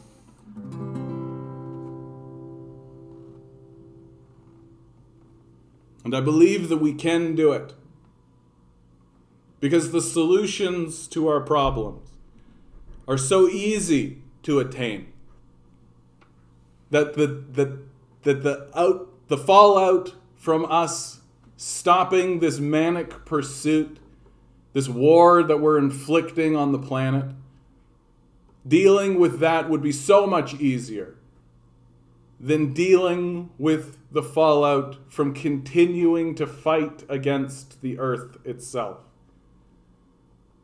This place was a garden before we got here. It'll be a garden when we go. And if we want to be here to witness the miracle of the earth healing itself, and all we have to do is stop.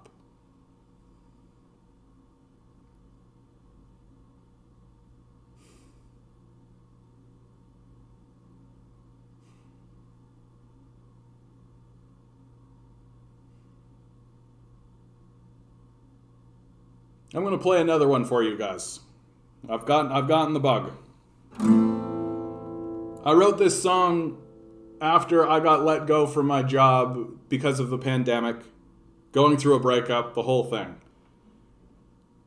I've entitled it 2020.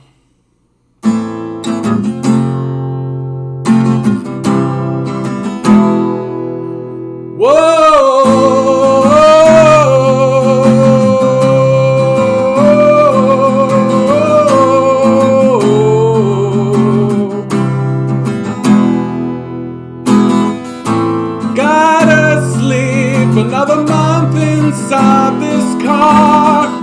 The wage they pay me with don't get me very far. The chains that hold me break me down, but they don't scar. Can't even drink away my blues inside a bar. And this year sucks. This year sucks. A man for trying to give it up, and this year sucks. Another day won't help that pain inside your back. The days get harder, but it's too hard to keep track. They keep you tired before your soul opens a crack. And God don't care what monkeys think about the facts. And this year sucks. This year sucks. Can you blame a man for trying to give it up? And this year sucks. So sit atop your pile of bones and bloody gold. Human sacrifice don't stop you being old. At least you'll die before the bomb you said explodes. We're gonna burn to death while doing what we're told. And this year sucks. This year sucks. Can you blame a man for trying to give it up? And this year sucks. It burns down anyway. It burns down anyway. It burns down anyway. It burns down anyway, yeah.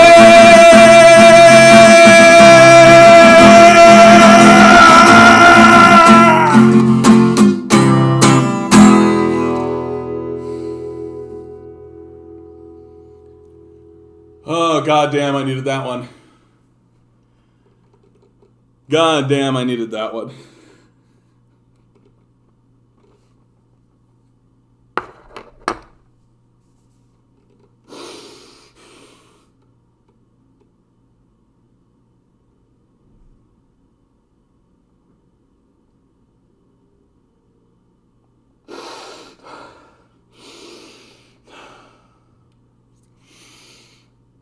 Oh.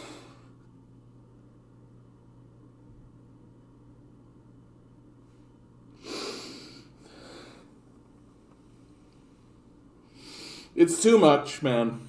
It's too much. This whole fucking thing is just so fucking stupid. We could literally just be living in peace, in comfort, spending our days just lying in a field staring at the sun, for God's sakes. We could do that. That would be great, wouldn't it? Just spending all our time around one another, looking at one another, getting to know one another, fighting with one another, sure. But instead we choose to just do this enormous project of self-destruction. And at this stage, we do have to call it a project of self-destruction being enacted by a capitalist death cult. There's no other way to describe it. How else could you? We're destroying ourselves on purpose in a manic pursuit for what?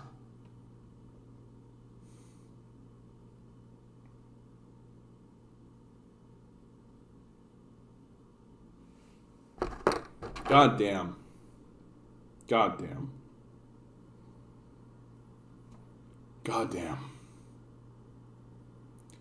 Well, here's a great opportunity to ask you to like, share, and subscribe.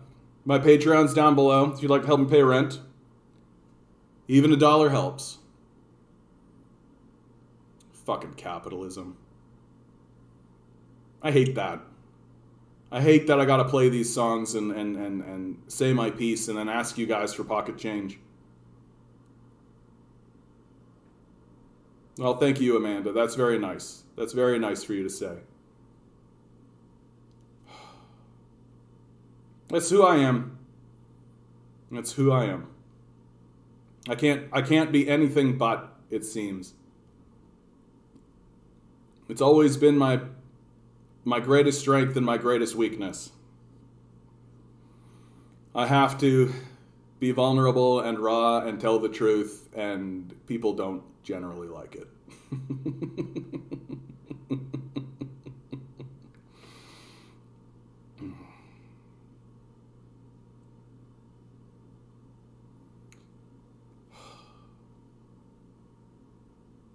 Yeah, I'll play one more. I know that I don't really like playing this one because I feel like it cuts pretty deep to me. But I know that there are people in the chat right now that like this piece, so I will play it with the full knowledge of their support. Ironically, and I love to tell this story because it takes the edge off of it a little bit, the main line of the piece, which is, I don't remember how it's supposed to be, comes out of a RoboCop comic book said by the CEO of like the evil corporation that takes everything over as he's looking over the city that he has destroyed in his manic quest for his own personal ambition and power. And he turns to his junior partner and he says, I don't remember how it's supposed to be. And that really hit me. And it was a realization moment for me in my early 20s when I realized that the capitalist structure we live under is going to abandon all of us. I knew it then. And so I wrote this piece.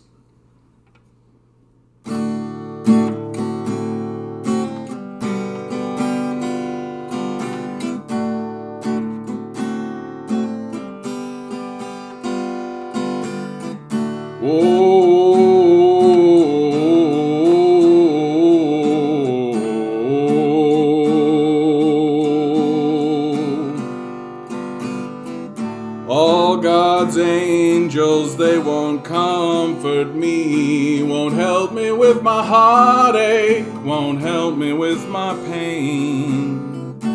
And my demons stopped amusing me.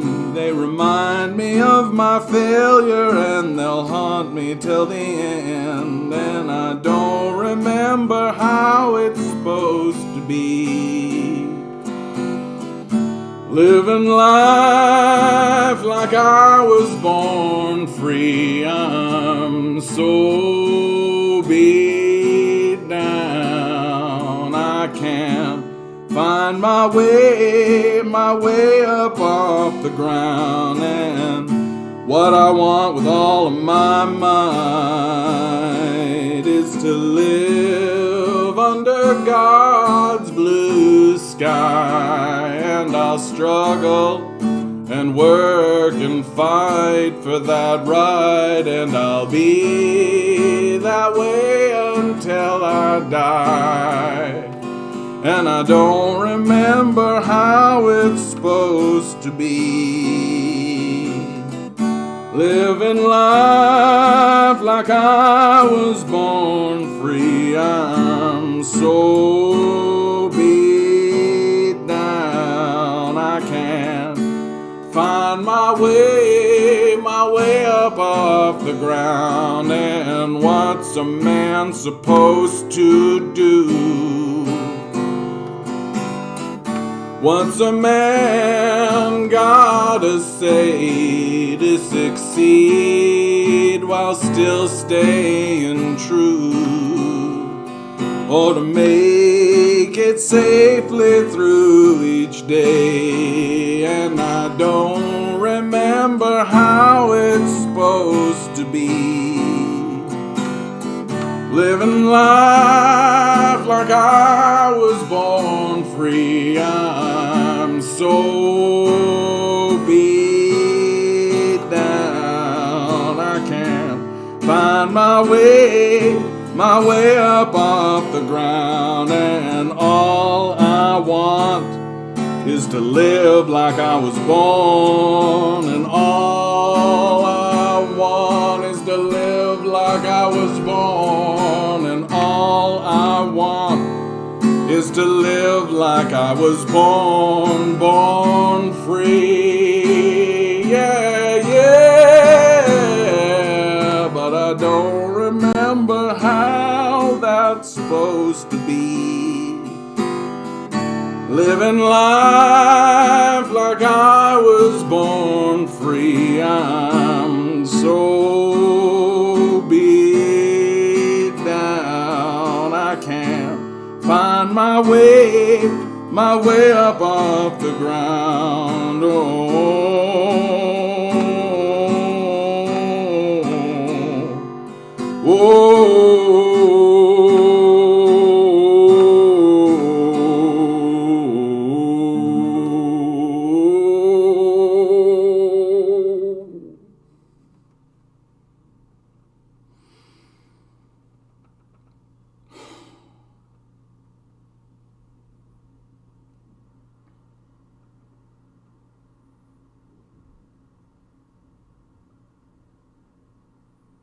I rather like that piece. Truth be told.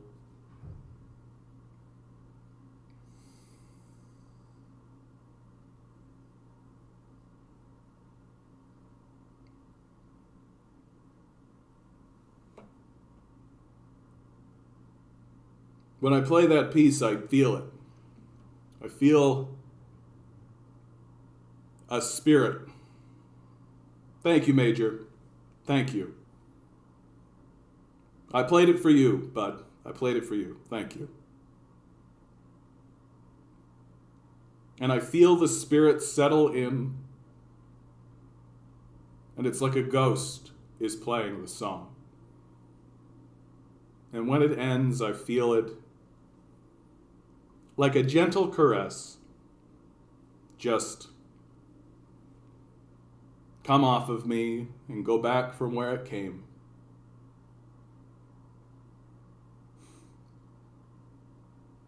And for just a fleeting moment, we cry together.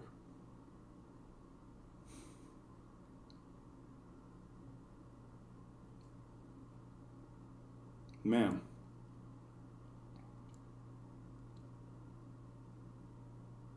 I don't think I realized how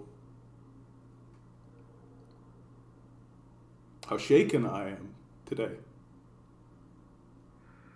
I don't think I realized it, how shaken I've been.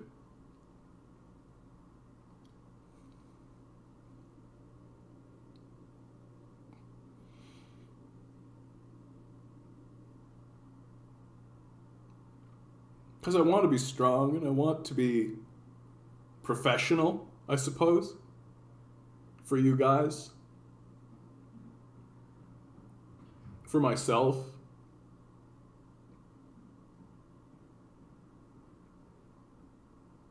And it's becoming increasingly difficult to do. You know? It's becoming increasingly difficult to erect a facade that's stable enough to deceive others and myself.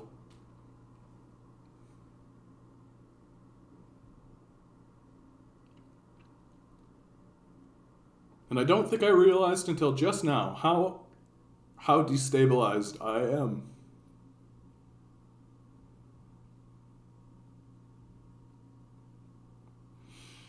These times, they are uncertain. Of that there is no doubt. And nobody can tell me what it's all about.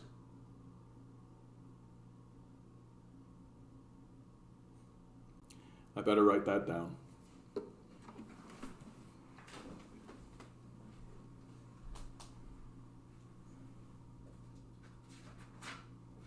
Oh.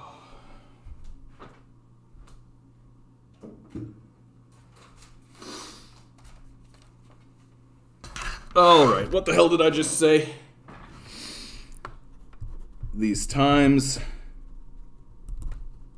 they are uncertain. Of that, there is no doubt. And nobody can tell me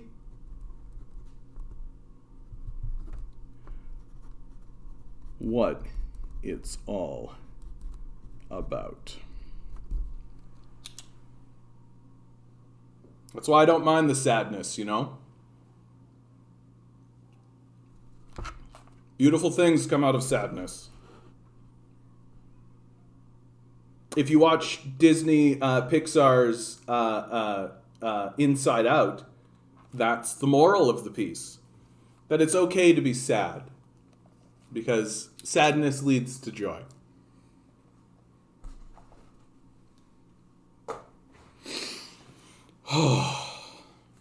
Oh, never apologize to me, Rod. That's fine.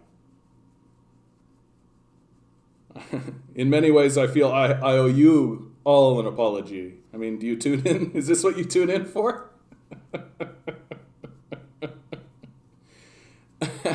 Yeah, today I watched a guy read an article about the war with China, play some songs, and then cry. Yeah, it was excellent watching.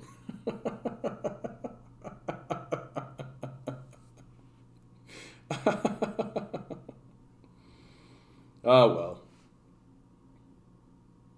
Hamlet said something. What looked like this? Oh, yeah. Hamlet said a lot of things.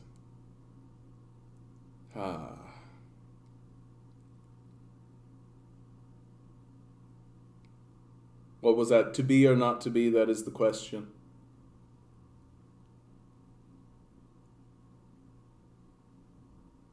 I used to do that monologue. I used to have that monologue memorized. Yeah, I can't remember it. I was about to blow you guys away. I was going to be like, oh yeah, to be or not to be, that is the question. Whether through the blah-diddy-blah and the blah-diddy-blue and the bling-a-dee-dee. It would have been cool. I would have felt good about myself if I had pulled it off.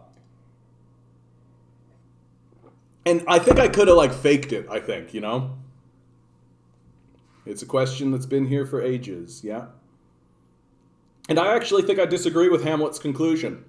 Hamlet asks the question, to be or not to be, that is the question.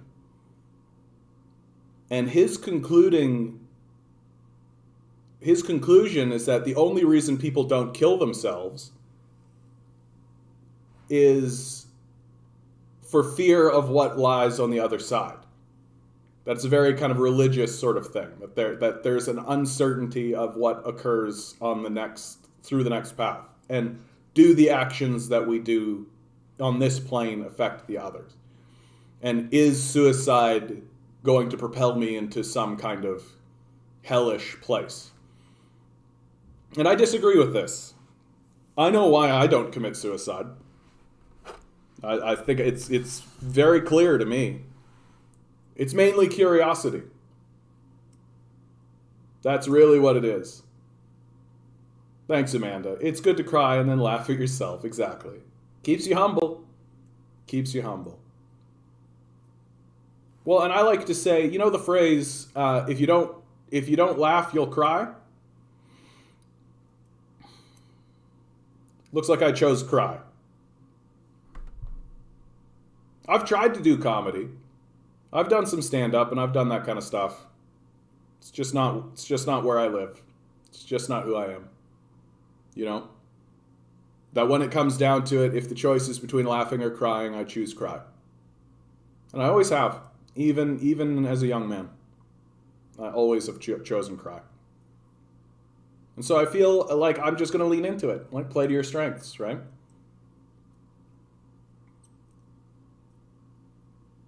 It's that curiosity that keeps me going. What the hell is going to happen next? And I try to do what George Carlin said we should do. Because George Carlin was one of our great prophets. He really understood what the American Empire was, and he really understood what was going on. You can watch any of his stand-up since 1980 onward. He was very aware of what the American Empire was and how it interacted in the world. And people would ask him, especially as he got older, like in his 80s and 90s, how have you kept sane about it? Right? Like, if what you are saying is true and you believe it to be true, how do you maintain sanity? And Carlin said, oh, you just detach from it. You have no stake in it, in the outcome. The outcome no longer matters. And Carlin actually wrote in his biography,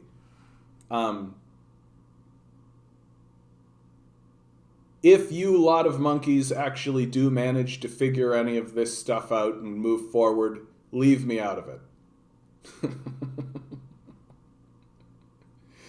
To which I feel like the progressives around have said, too bad, George. We like you too much. I think we're going to carry through. And I try to do that. I try to live in a space where I don't have no stakes, where I have no stakes in the outcome. And hopefully, sometimes I manage to do it, where I have no stakes in the outcome, because I get into a place of high meta, where I come to view the American Empire and the Chinese nation and all of these forces that are moving around and doing all of this kind of stuff as a singular entity. We are a singular energy. That's just the science. We are a singular energy. We're just living in this kind of illusionary sort of a place. And I know that it doesn't matter what the Americans do to the Chinese or whatever, that they can't destroy that energy.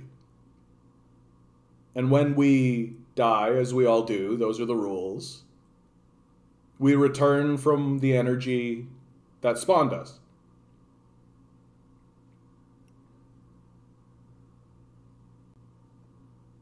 And so it doesn't matter what the Americans do, because in a very short period of time, it'll all be gone, and fade away. And so I begin to ask myself, well, why am I grieving? What am I grieving for? What is it that I feel I need to express? And honestly, I feel that what I grieve is the loss of our potential to articulate something meaningful on the grand scale. That we don't know why we're here. We don't know what we're doing. And I have come to believe that that is also true of the energy that spawned us. That it doesn't know why we're here, and it doesn't know what it's doing. And so instead of pursuing those questions, we bomb each other. And I think that that is what I grieve. Well, hi Daniel, how are you doing today? I'm doing pretty good. How are you doing? You've popped in already. Excellent, Daniel. Glad that you're Hey. here, bud. Glad that you're here. So, chat, this is Daniel. Daniel, why don't you introduce yourself? Hey, chat. Yeah, so I'm Daniel. I'm a member of Socialist Action, a comrade of John's. For introductory sake, I think it's probably just sufficient to say I'm a scientist by training. I finished my graduate studies this last year. Really kind of burnt out on the academia because wow, is it toxic? And wow, is it not something I want to do, which is just commit my life to working for a pharmaceutical company that cares about generating maximal profit rather than saving lives. So the last couple of years, I've just been increasing my capacity to organize. I've been learning, and I've been, listening in for like the last 10 minutes. And I think a lot of John's personal. Actually, do you go by your name here? Yeah, Canadian whatever. call Yeah, me? whatever, dude. John, it's fine. Okay, cool. The same personal impulse I think that you have, I also kind of generally have. What's 2 plus 2? I think the jury's still out on that one, Bumble Guppy, so who knows? So, So anyways, Chad, I'm happy to be here. Feel free to ask Daniel any questions you'd like. This is I'm trying to keep things nice and open and free flowing in the chat here. We'll see how long that lasts. Once I get to like 10,000 viewers, we'll see if that can be taken seriously. It might be a bit more difficult, but this is fun. Yeah, well, and by then, people will pay to comment, and we'll have like regular people will have highlighted names and shit by then, I think. Oh, beautiful. Yeah, we'll see. Yeah. We'll see how it all unfolds. Okay, so Daniel, tell me about this podcast. Let's get into the meat and potatoes about what is it you're doing? What goals are you attempting to achieve? How do you view the world? And I've got your LinkedIn.com here. If this is you, the Red Review podcast. It's not us. That was the first thing I was going to say. So this is apparently UK's leading procurement podcast. So that seems different. Okay. Well, is there just put it in the Discord or in the chat, even better. Yeah. I'll get that up right now. You know what? Just put it in the Discord, because if you put it in the chat, it's not going to let you. It doesn't. Okay, let sounds links. good. So it's kind of funny. We chose the name The Red Review because we're in Canada. We're communists, so we're red. And our logo has an upside down maple leaf, but we didn't bother to check to see if there are other podcasts with the same name. And apparently there's this procurement podcast, and who knew that was a topic where people dedicate podcasts to. So we're still behind them in the search engine optimization in a lot of cases. We're going to work on that. What the heck is procure? Are you talking about like literally a podcast about how to hire people? I don't know, but if you bring back up that LinkedIn page, yeah, it talks about procurement people. Is a podcast a Patreon community for work winning, capture, bidding, proposals, and procurement people? Yeah. Discussing everything from RFPs and PQQs through to strategy, team development, marketing, and BD. Oh my God. Yeah, it's basically the opposite I want to imagine. Yeah, it is the opposite of what it is that we're attempting to achieve here, right? Like it's So I just dropped the link in the oh, Discord. perfect. Let's So it's a new podcast. We started it up in June. We do bi-weekly drops.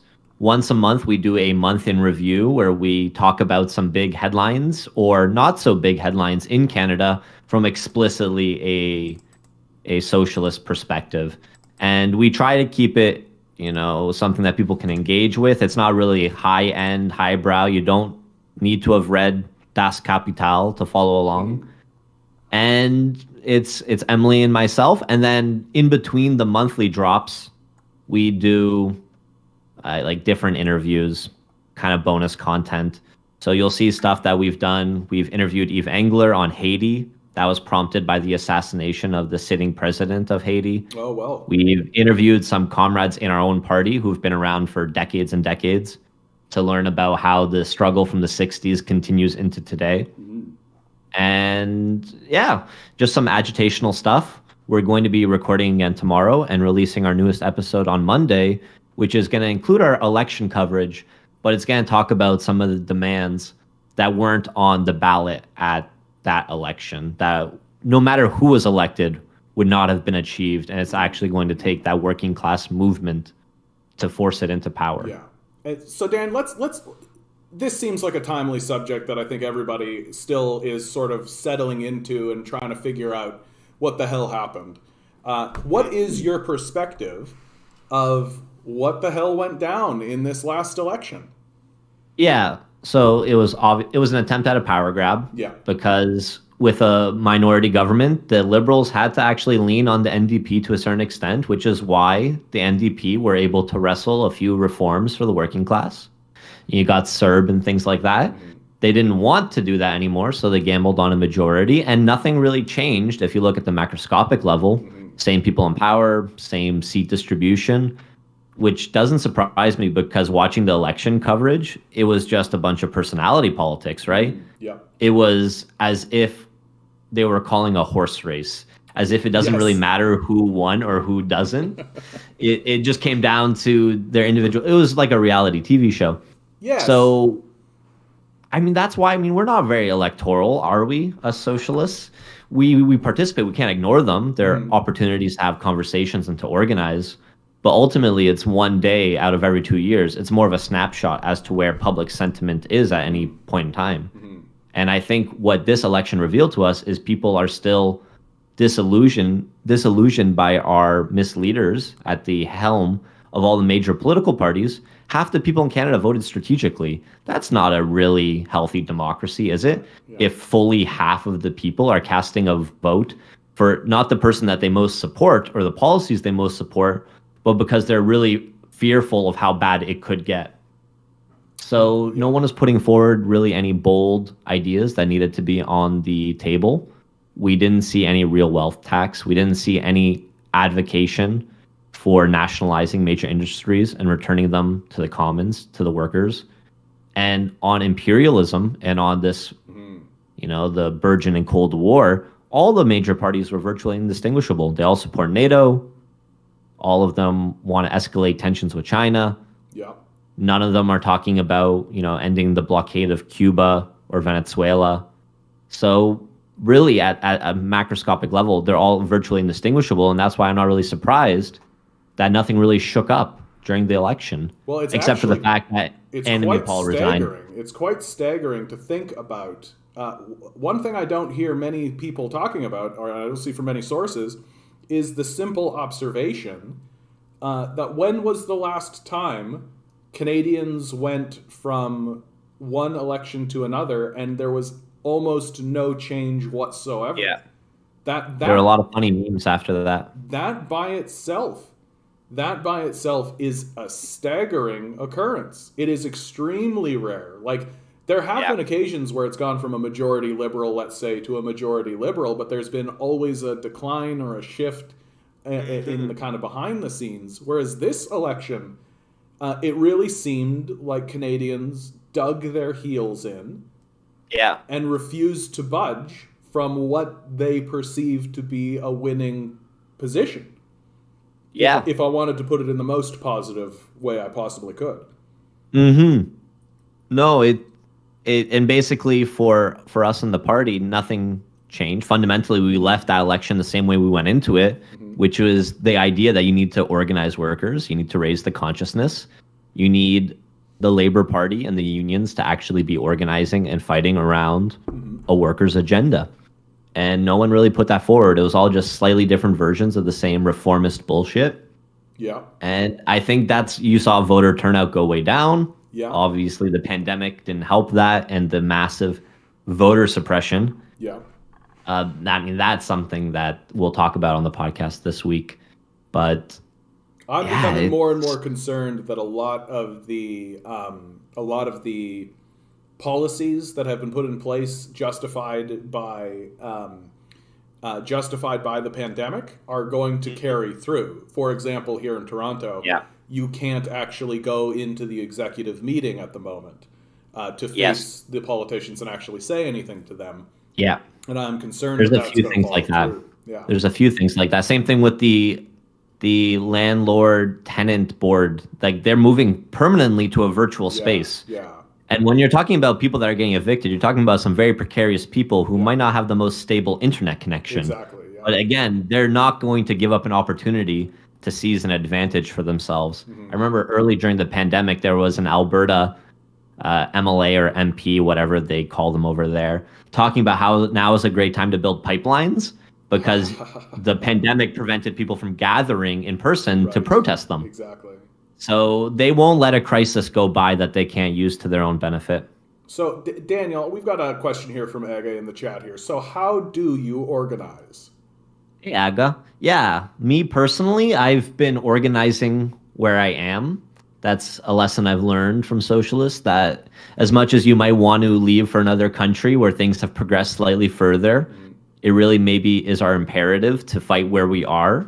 So I organize amongst the students at U of T. Last year, we started up a new United Front group called Students Mobilizing Against Systemic Hardship. Amazing. SMASH.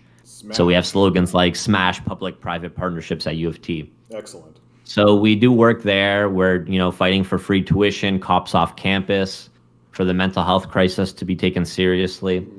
We organize within the unions. I organize within I'm newly in a union because I defended my PhD. I was able to work as a lecturer over the summer, which got me into the union. Congratulations to you, sir. Yeah, thank you. So I work then within the workers' action movement, where we're pushing the unions to, again, fight for a workers' agenda rather than rolling over every time the bosses come to the bargaining table with concessions. So I organize there. I used to organize in some of these more anarchist environmental groups, like Extinction Rebellion, but they voted themselves out of existence in Toronto. So Daniel, you're hitting on something that I've always been very curious about, and I can't find good information on this. What the hell happened there with Extinction Rebellion? I can literally, I've had this email pinned ever since it got sent out. It's literally just been I can read you literally verbatim their letter, and we can talk about it if you want. Please do. I think it's actually a worthwhile post-mortem to conduct. So for the people that don't know, XR, Extinction Rebellion, kind of arose out of the UK. It's a very, like a lot of environmental movements, it's quite anarchistic in that it's like apolitical. That's one of its founding principles, is that it's apolitical, which always struck me as odd because their whole analysis is political. It has to be. How else do you talk about the environmental crisis without invoking politics? It's not a natural phenomenon. It's a human phenomenon. Although, okay, we're not going to get into the weeds as to whether or not humans are nature or not. Yeah. Whatever. I understand what you mean, certainly. Yeah. We're all one So energy, anyway, et cetera, et cetera. Yeah, so they just wanted to build a spontaneous movement. Their idea was, we want to mobilize 3.5% of the population around our basic demands. It didn't have a real political strategy. It was just this display of force in the streets. And I had to say, it was quite soothing to be able to just go in the streets and yell. I released a lot of pent-up aggression and frustration, but it didn't really go anywhere. And ultimately, there was quite a bit of infighting. And these anarchistic groups, they don't have the structure to actually deal with internal turmoil or any external pressure, like when you start criminalizing this organizing, Right. because it's more or less driven by consensus. And how do you ever get a consensus on anything, really, especially in the pressing moments where you need to be able to, move quickly? Sounds as though So they had no formal structure. not really. It was a lot of ad hoc groups. I mean, a lot of people did a lot of good work, and a lot of them are still involved in Yes, different of course. organizations. But XR itself, to this date, doesn't exist in Toronto, which always seems like such a funny observation to make, given how big it is, let's say, in Vancouver and still in the UK. In UK, so you have major cities with big XR actions, and then Toronto, like nothing really has filled that void. Um, I mean, things have come up there, but nothing at the scale of what XR was like back when I joined in 2019. We did a lot of these street blockades, for example. Okay, Yes, so here's the letter. And I keep saying that street Mm-hmm. protests and blockades and that kind of action is precisely what we need to be doing right now. And I know that Extinction Rebellion was doing it. And so please read this letter. And before you do, though, I want you to know that Alex has come into the chat. He said, "Oh, snap, it's Daniel. Hi, Daniel. And also, hi, Hey, John. Alex. I love you. I love you too, Alex. Keep up the There good you work. go. We bud." got some positivity here. Of Okay. course. So here, the title of this email was "Why XR Toronto Has Made the Decision to Disband: an Apology." Okay. So that's the starting. That's the preamble. Okay. So quote: "The course of just over a year, we came together as a community of largely first-time activists who are environmentally conscientious and wanted to bring attention to a looming climate catastrophe. With a strong start, we staged multiple successful actions that led to our group getting national coverage when we shut down the Bloor Street Viaduct in the fall of 2019. So I'm going to jump out for a second. I didn't get to go to that one. I was traveling abroad at the time, but that one actually it was the one XR Toronto action in Toronto that ended up resulting in a certain amount of arrests. And they shut down a major street for basically until the police forced them out. Yeah. So continuing with this letter. Very powerful act. Yes. Leading up to the Bloor Viaduct action, we cultivated relationships with other organizations, coming to understand that if we did not act in solidarity with the Indigenous communities of Turtle Island, as well as other BIPOC groups, then our efforts as XR Toronto would amount to little actual change. So, and I did see that firsthand. I wrote a newspaper article about this for the Socialist Action newspaper, but they did adopt a fourth demand locally in Toronto. There's 3 demands that every XR branch has, because they're from its conception as an entire organization. But then different local chapters can, by calling town halls, adopt new ones, and they did adopt a new one, which was self-determination for all. So it was explicitly adding Indigenous self-determination as another demand, independently of any environmental demands. So Okay. So continuing with the letter, to codify this, some of us began to reach out and learn more from those who are Indigenous. We invited them to take the emotional risk of joining our group in an act of good faith, sharing space, goals, and friendship with them.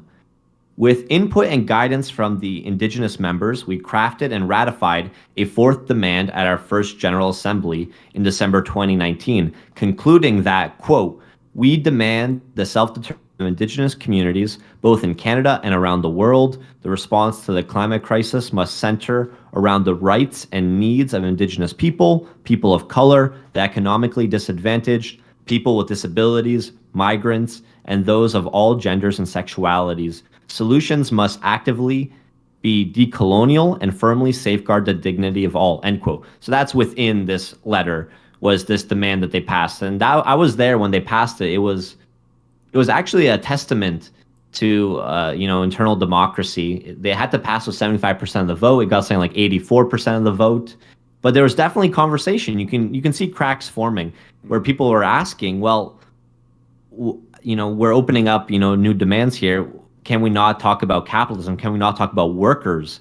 That's still invisible within the politics of XR, this class-based analysis. Interesting. So continuing with this email, soon after the 4th demand was adopted, the RCMP launched their latest assault into unceded Wet'suwet'en territory. So again, think back to just before the pandemic. Canadians, Indigenous, XR members, and settler allies alike answered the call to action, What followed was the largest campaign of direct action Canada has seen in many years, and that's true. The rail blockades were massive, and it led to reactionary policies being passed in provinces like Alberta, where now it is illegal to blockade railways because it's considered critical infrastructure. Right. Continuing in the letter, after the election and with the onset of COVID-19, our group began to lose momentum. The number of active participants we had as an organization began to dwindle, and we stopped planning and participating in large-scale actions. Our still fledgling relationships to outside BIPOC groups and communities died as seedlings, and we ended up right back where we started, a mostly white group that lacked a real understanding of BIPOC struggles and how to best support them as genuine allies, and we began to operate without a guiding purpose. XR's regenerative culture was initially an essential part of the movement, a practice of taking care of one another and building community. Over time, we failed to maintain this practice. Within our own community, we lost creative, passionate, and caring members who were dedicated to making positive change by failing them in their time of need. We mishandled racist and misogynists who crept into the group. Because of this, there were women, both Caucasian and a particular BIPOC organizer, who found themselves dismissed, disregarded, and or sexually harassed by men in Extinction Rebellion Toronto, without outlets to seek remediation and with little action to protect them from further harm. As a group, we incorrectly placed the onus and burden on unpacking and dismantling the racism and harassment within our community onto those who were the subject and target of such actions, when it should have been us, the majority Caucasian population of the group, that did the work to do so. When it really counted, we were ineffective, and though our words were well-meaning, as an organization, we were inexperienced in protecting the female members who found themselves vulnerable to men who did not respect boundaries and did not act in accordance to the values that we had professed. For this, we were wrong to not have taken definitive actions, and we are deeply sorry to those who we have failed. We demonstrated a lack of understanding, community care, support as an organization, and we lacked the moral courage to act swiftly and in support of each other. During our last coordinators meeting, after months of stagnation in our activism and dwindling membership, the coordination team of Extinction Rebellion Toronto made the decision to resign and by extension, functionally dissolved our chapter of Extinction Rebellion, leaving the door open to future rebels to form a new chapter should they choose to do so. So as a last action, then they donated what remaining funds they had to different BIPOC communities. And then the last letter, the last paragraph of this letter is, to those of you who read this letter, please learn from both our successes and failures. To be the best you can be, you must be considerate of those who are working with you and accept guidance from those you purport to be helping. Love, rage, solidarity forever, Extinction Rebellion Toronto. So that was it. Now, so I have two thoughts on this, and then I would like to hear your thoughts, Daniel.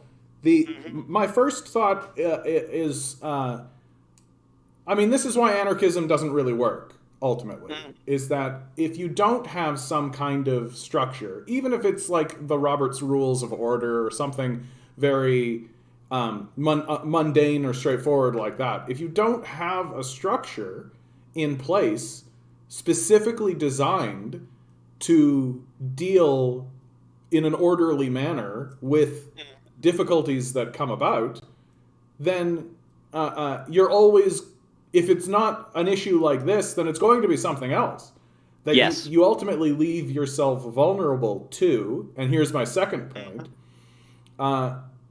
to outside bad faith actors coming in and stirring up this kind of discontent.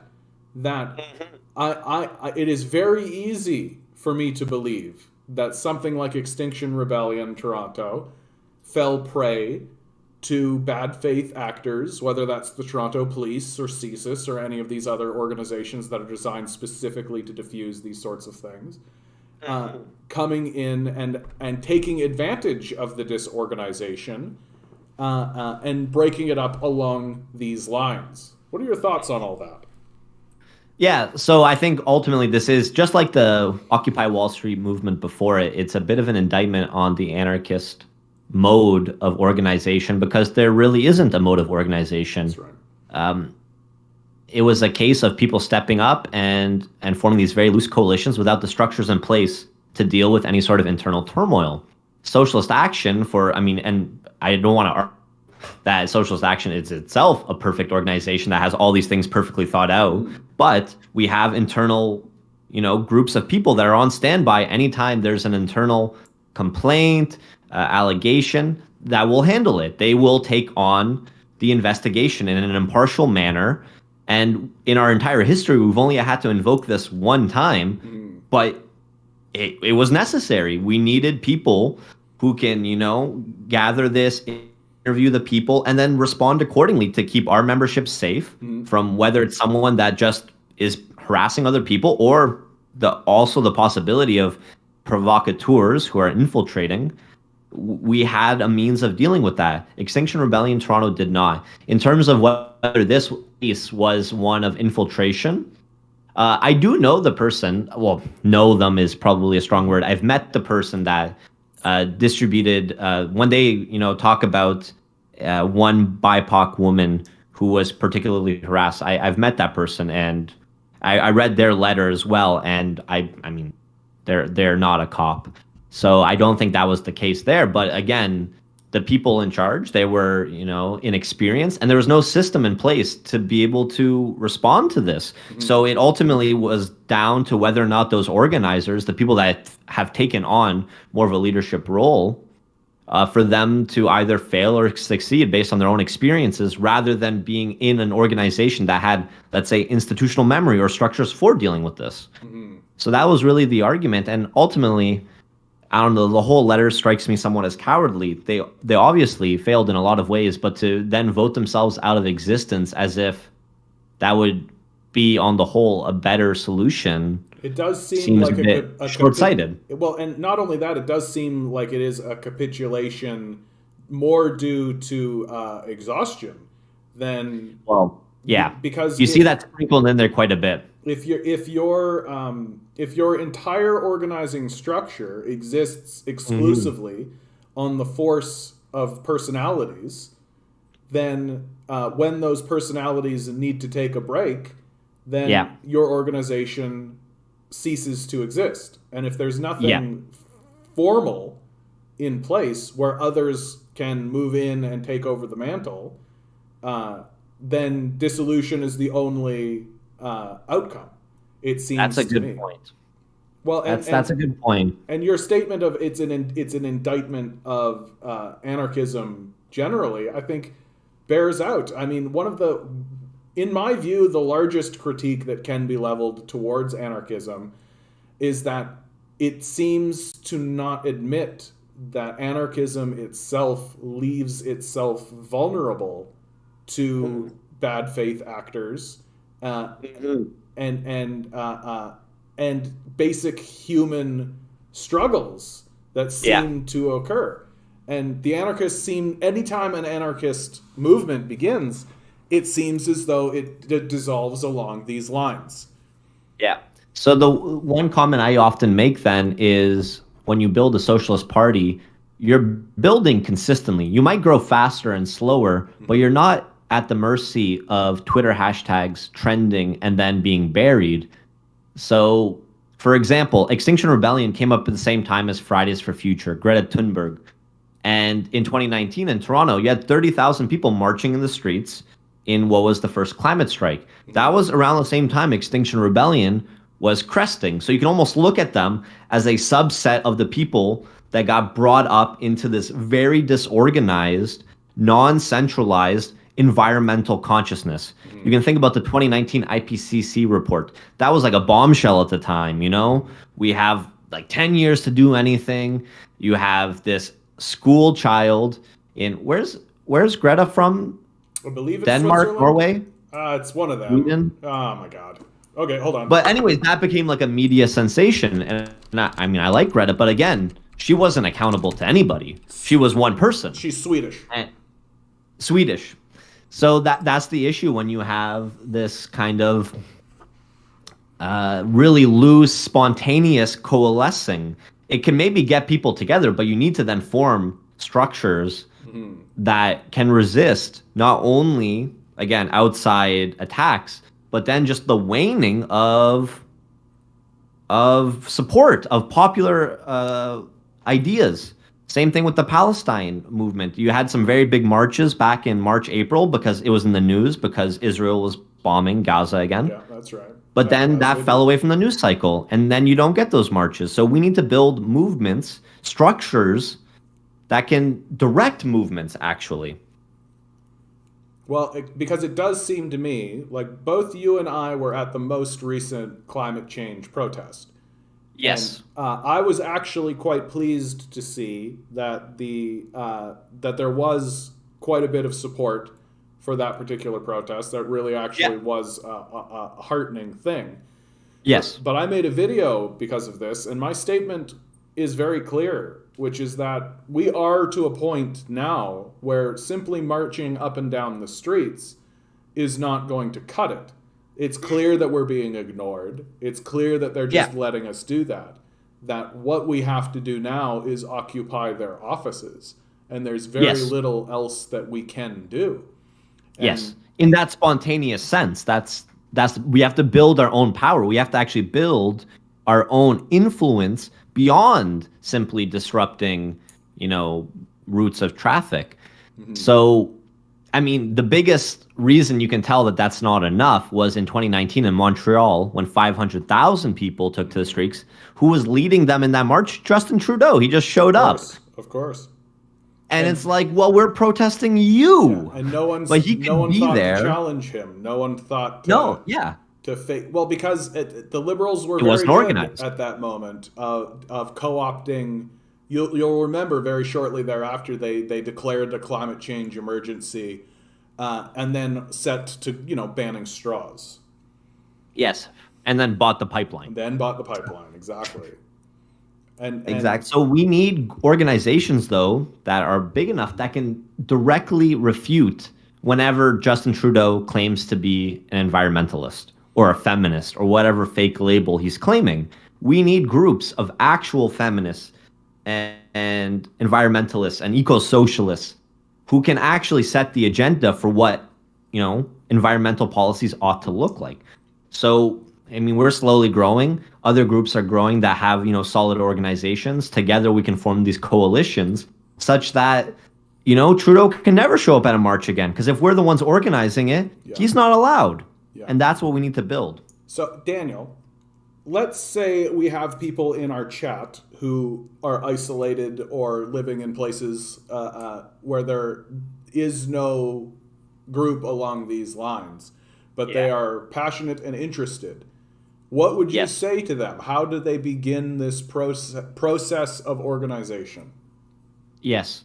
So, I mean, buckle up. It's going to be potentially at times, a lonely road. But first, I would recommend getting connected to a national organization, something like Socialist Action, where even if you might be the only member in that town that you're living in, that rural community, you at least can connect with other comrades that are in areas that can have branches. So you can at least learn from that experience of observation.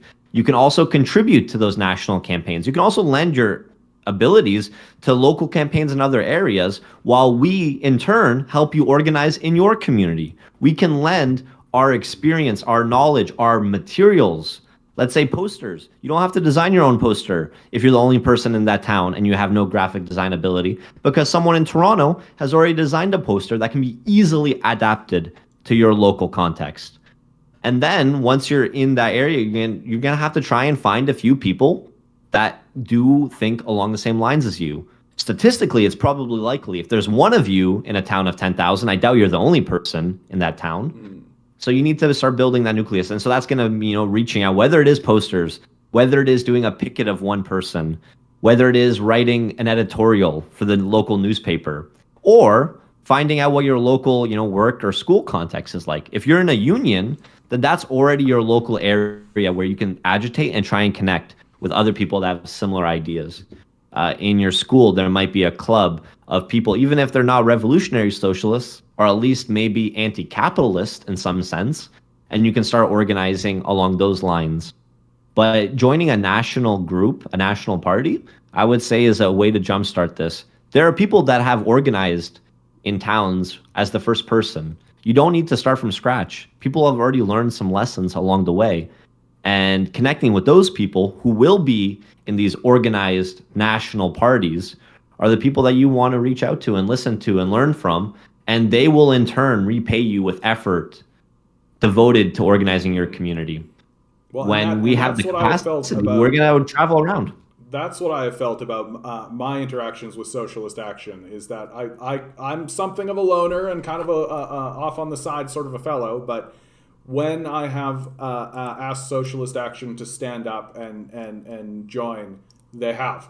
And it's and at the very least, I say this to people who feel isolated out in the wilderness.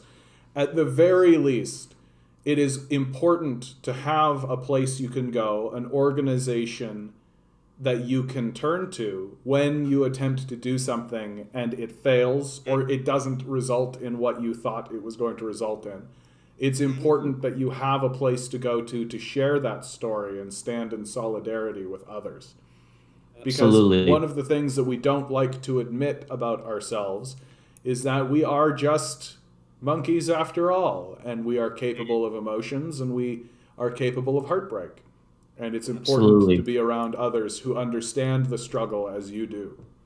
Yeah, that's why we call each other comrades. Like, we are, in a literal sense, figurative in this case, but standing linked armed in arm. Even if it's a small line of us right now, a small picket. In Toronto, we have about 50, 60 members. I mean, in some sense, that's a really big group. Imagine you were surrounded by 60 people that had the exact same revolutionary thoughts as you. I have to say, it's quite empowering. So even though we might seem small in comparison to the 6 million people that live in the GTA, we are a nucleus, and disproportionately, we are leaders in our local contexts. We are the leaders of our local unions. We are the founders of new radical student groups. So even though we're small, we punch way, way above our weight. And that's something that was only possible for me, for you, and for really anybody. It was only possible when you join forces in that sense. You have an identity, you have a program, you have that 60 years of experience just in the head of the people that are still in the party, because they're 80 now and they started when they were 20. That is important and can't be understated. Yeah, that it is a generational fight that we are in, that we are passing the baton forward eternally. That the work we do does not disappear into a vacuum. It is us picking up the baton that is being handed to us and passing it forward into the next generation. Yeah, that's a beautiful metaphor, by the way. Well, the more you talk with me, Daniel, the more you'll realize that I view things in a very meta existential, long scale sort of a way. That Can we talk about that a bit? absolutely, absolutely. Because I think I came to, like, I was literally listening to you earlier talk about that soliloquy from Hamlet before I figured out I should just chat in here. And like, I've literally, before I joined Socialist Action, I didn't used to contribute to a newspaper of a bunch of comrades. I used to have just my own blog. And I literally had a blog that's entitled An Existential Dichotomy to Struggle or to Accept. And I included that soliloquy from Hamlet as part of my exploration of what people, ought to do in this kind of meta way, right? That's what physics or philosophy really is. At a certain level, you're dealing with oughts. We begin to ask the very simple question, what the hell are we doing? Yeah. Why is it that men like you and I and others in the chat and across the planet and the people we admire in our past, why is it that they stand up and speak out instead of simply following the easier path, frankly, of obedience or subserviating itself? And the only answer that I can come to that makes any rational sense is that we do fundamentally understand that we are not, in fact, individuals, that we are all, each of us, a branch of a large standing tree. that the singular energy that has created us, that we stand within and maintains our existence, is itself a singular organism, if you like to think of it that way, and that it itself is using us as creatures who are capable of articulating abstract thought and communicating with one another as a method to discover itself. And once you kind of follow this line and begin to see that these destructive pursuits that we have put ourselves upon are not only hurtful to ourselves, but most importantly, are hurtful to our primary objective as a species, which must be, what the hell are we doing here? Why do we exist at all? What is it that we should be focusing on? And the idea that we are focusing, like the idea that the United States military is focusing itself on the destruction of China instead of simply the investigation of the planet it lives on is grotesque. And That's exactly it. And there's no other way to think about it, in my perspective, because even if they do succeed in destroying China, it will be for nothing. You're right. No, that's why I think when you look at, let's say, Reddit as a microcosm of popular opinion, one of the subreddits that's become very popular and on the front page a lot is called anti-work. And in that subreddit, you will see the most socialist takes in terms of Reddit front page, but it's not coming from a place of, reading socialist literature. It's coming from people's personal experience with the drudgery of work and realizing this can't be it. Yep. This just fundamentally isn't it. And if this isn't it, what could possibly it be? And they're asking the question. Even if they're not vocalizing the question, every day they get up, forced awake by an alarm clock, to have to commute the same 20 kilometers they do every day. That person is asking the question, what am I doing here? What is the purpose? And even if they don't have a good answer to it, they at least know that what they're doing isn't it. Well, because part of it is that the work that they're doing is now no longer even sustaining them. They can no longer pay rent or food, and things are getting tighter as the capitalist system collapses as it's designed to do. And that by itself begins to spawn things because a person can sacrifice their own pursuit of self-enlightenment or their own pursuit of exploration of the world if they feel as though they are setting up the next iteration or generation, if you prefer, to be able to be more successful at that.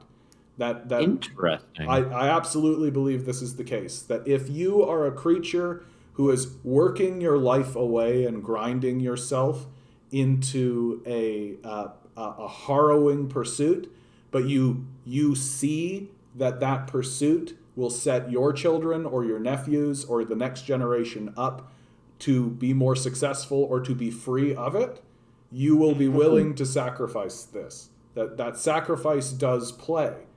And but now we are living in a society where that is not what we're doing. That we are working away for mere base subsistence, and in many cases not even that.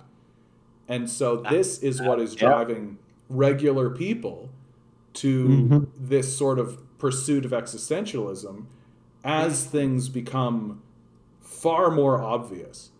Like, I've begun noticing that it's getting obvious that, like, 15 years ago, I would speak the way that I speak, and people could pretend as though, oh no, John, everything's, we elected Obama, right? Like, all of this sort of talk. Yeah. But now things have gotten obvious, and in my view are soon to be even more obvious as the United States begins its invasion of China.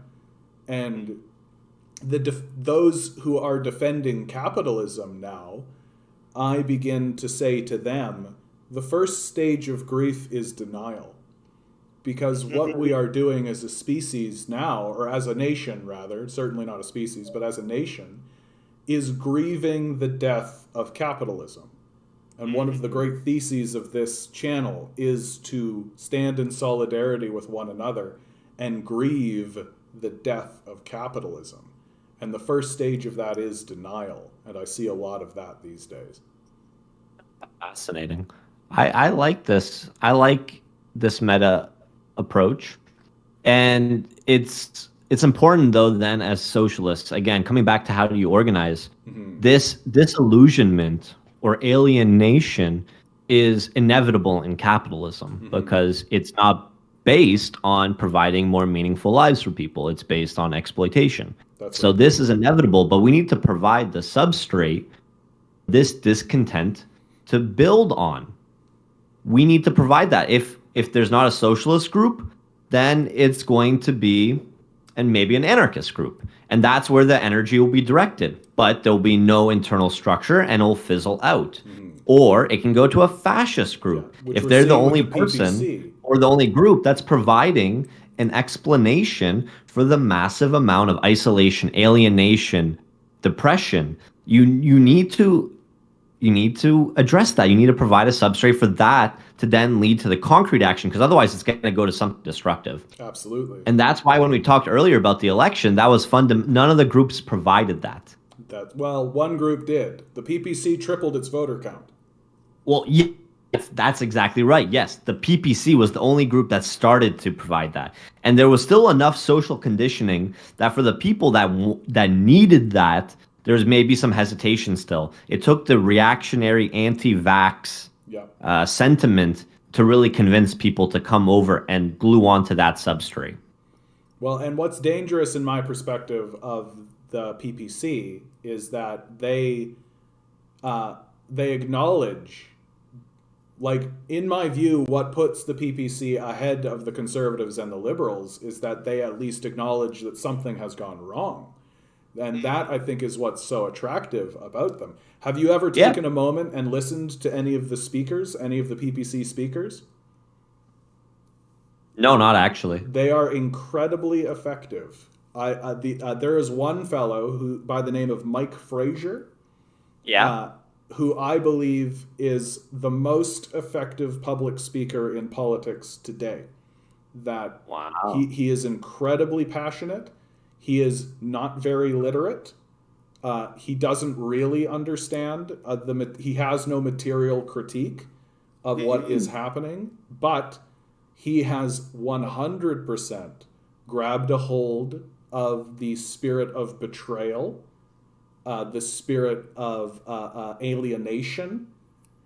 He understands these things, and he is the icon of what I believe is the most dangerous aspect of the PPC, which is their denial of systems, that they refuse to acknowledge the existence of systemic racism or understand what's being said.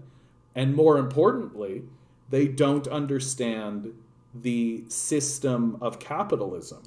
So this leads them to say things like, we've been taken over by globalists, and the solution to this is for everyone to get better jobs. No, of course.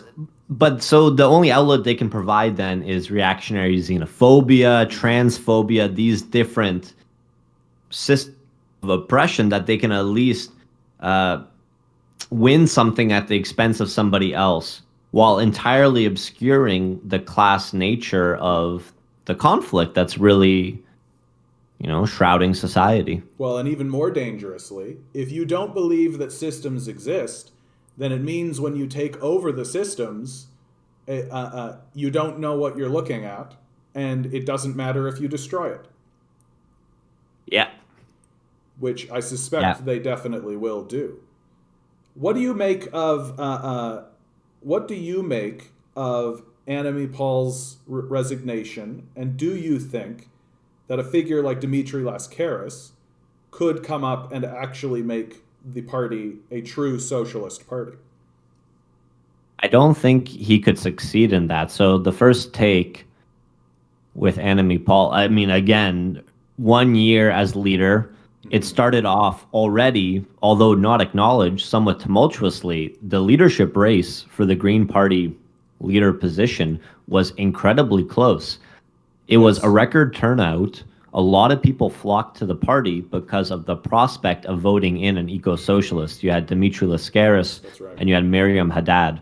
And although Miriam Haddad was basically disqualified in this bureaucratic move, which is, again, the same hurdles that Dimitri will face, and he has faced, he came in second to Enemy Paul. Enemy Paul had 13,000 votes. Dimitri had 10,000. Yeah, so in terms close. of percentage spread, it was very close.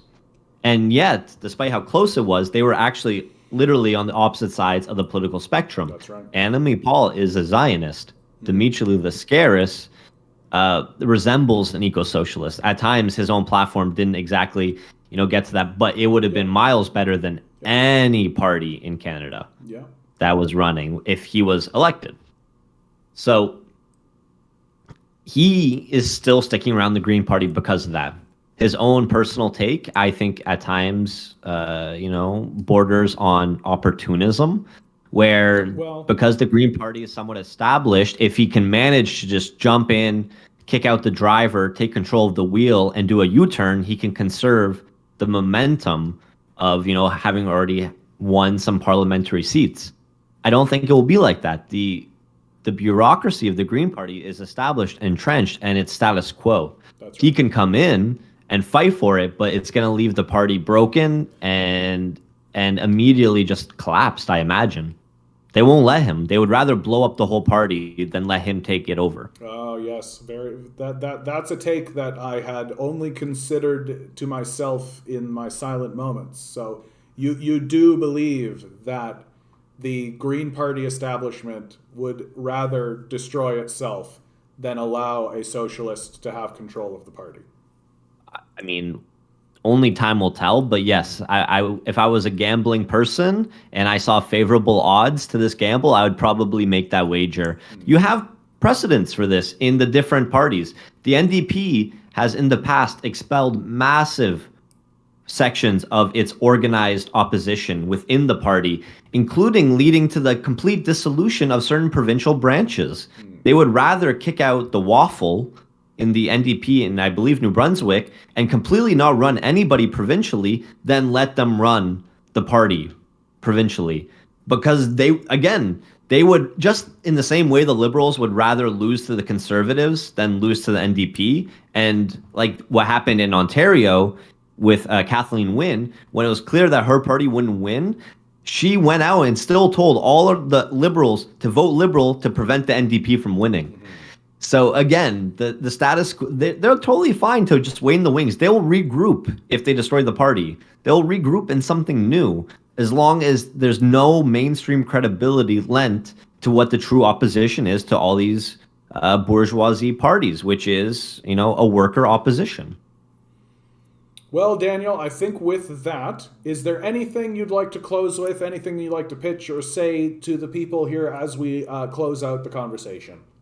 Well, it was a lot of fun, John. So I first want to thank you for having me on. Oh, well, this was a unique experience for me. As much as I've done webcasts and podcasts, something that's this free flowing, I really appreciated this. Well, and to everybody else, to my statement, get organized if you're not. Check out the Red Review if you wish. If my voice doesn't annoy you so much that you couldn't possibly listen, imagine listening to me, give it a listen. It's me and Emily. We, I think, have a great rapport, and we're providing this level of analysis each month. We're doing interviews with really esteemed, leftist comrades, authors, activists, and I think we're providing some content in what I've heard, at least from a subset of people, in a funny way. Then give that a listen. And, I'd love to come on again sometime, John. Absolutely, Daniel. And please, if you know anyone, perhaps Emily, for example, if you know anyone who would be a good fit to be interviewed, send them my information, and I will touch base with them and get them on the podcast, because I am doing a podcast, or sorry, a show every weekday, 6 to 9 wonderful. p.m. 6 to 9 p.m. And I'm trying to get that 8 p.m. slot turned into what we just did today, Daniel. So if you know anybody that's awesome. who I should interview and get on to try and blow them up, please let me know. Let's do it. Wonderful. Absolutely. I'll be in touch. Fantastic. Okay. Good night, comrades. Good night to you, Daniel. Thank you so much. Oh, Anytime. and we bounce out. Always wonderful to speak to a fellow comrade. Always wonderful to speak to someone who is as educated and informed and who has been working inside of these sorts of movements. A very interesting perspective on the Extinction Rebellion there. Another sort of statement of that kind of shows, like, would that have happened if they had have had some kind of centralized organizing force instead of being just kind of a ragtag group of people? And of course, touching base on the existential nature of what we are doing, which, if you speak with me, you guys know, all of you know. You stay here long enough, you're going to have those existential conversations. They're unavoidable. They're unavoidable with a crazed man like myself. Yeah, hopefully this interview section of the show becomes more concrete over time. I'm having success bringing people in. It isn't that much extra work. And I find that it also allows me to kind of, just let somebody else do the talking for a little moment, right? 3 hours of talking is a lot of fucking talking. And it's nice to speak to somebody like Daniel, who's also fighting the good fight and is a great resource for all of us. And again, if you are out in the weeds and you don't know who to connect with, Socialist Action's a great organization to get a hold of, and to for at least building solidarity. Building solidarity. I love this statement you've made here, Amanda. They would kill us all just to be like, look, we saved money, right? Because the money is what matters, right? The money is what matters. Certainly the thing we invented and we can create at our whim, that's the thing that matters the most. I love that this bread thing has taken off. That loaf of Kropotkin, look what you've done to us. I think that's you and Bumbleguppy have really doubled down on this. Yes, the conquest of bread by the Russian anarcho-communists. Well, and this is the thing that I want to. I don't want to have us walk away from this saying of anarchists, oh, it's a total faff and a failure, because many of the important organizers that are on the streets today, including people who I've interviewed in the past,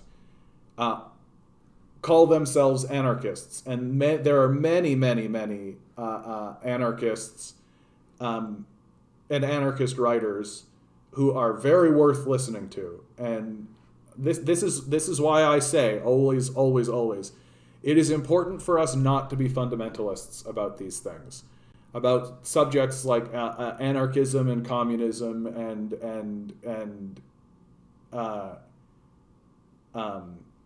Marxism and Maoism and Stalinism and Trotskyism and all these things. It's important for us to not be fundamentalists, because chances are very good that most people, most of these writers, have something worthwhile in their writing.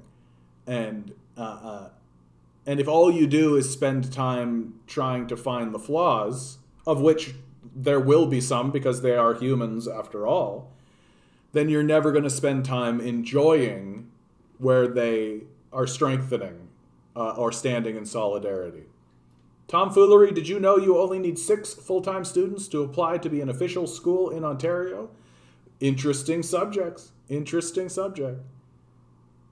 There's nothing wrong with being able to be strong in your beliefs. They just have to be able to evolve. Exactly. And fundamentalists can't evolve. That's the trouble with fundamentalism. Yeah, I'm not even an anarchist. I lean more ML. I was just the most clever I've ever been with the username. Oh, wonderful. Wonderful. No, wonderful. It is always, my greatest fear as I embark on this journey of creating this channel and connecting people, my greatest fear is that there will be a needless schism along these lines, and I'm always trying to avoid it.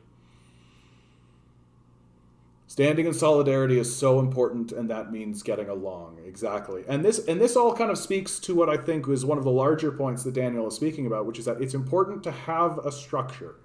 It's important to have a structure and a consensus building structure by which all parties can speak and be heard and have their concerns addressed, so that the group may come to consensus. I don't think any of you were in here. I think it was Nova Scotia, if I'm not mistaken, who sent me a link about the organization of the Haudenosaunee tribe, also known as the Iroquois, and their system of consensus building was very interesting. And this statement of consensus building is something that I think we need to be focusing on, and finding a way to build consensus with one another while moving forward in good faith. On that note, we've reached the end. It's time for me to say goodbye. As always, thank you so much for being here, guys. I really do appreciate it. It's a treat every single time. And always remember, each and every one of you is a divine being standing in divine energy. The billionaires are spending hundreds of billions of dollars in order to distract us or convince us that something else is going on, and they do that instead of doing anything to help anyone. We shouldn't let them. Thank you, Tom. It's one of my favorites. Good luck. We're going to need it.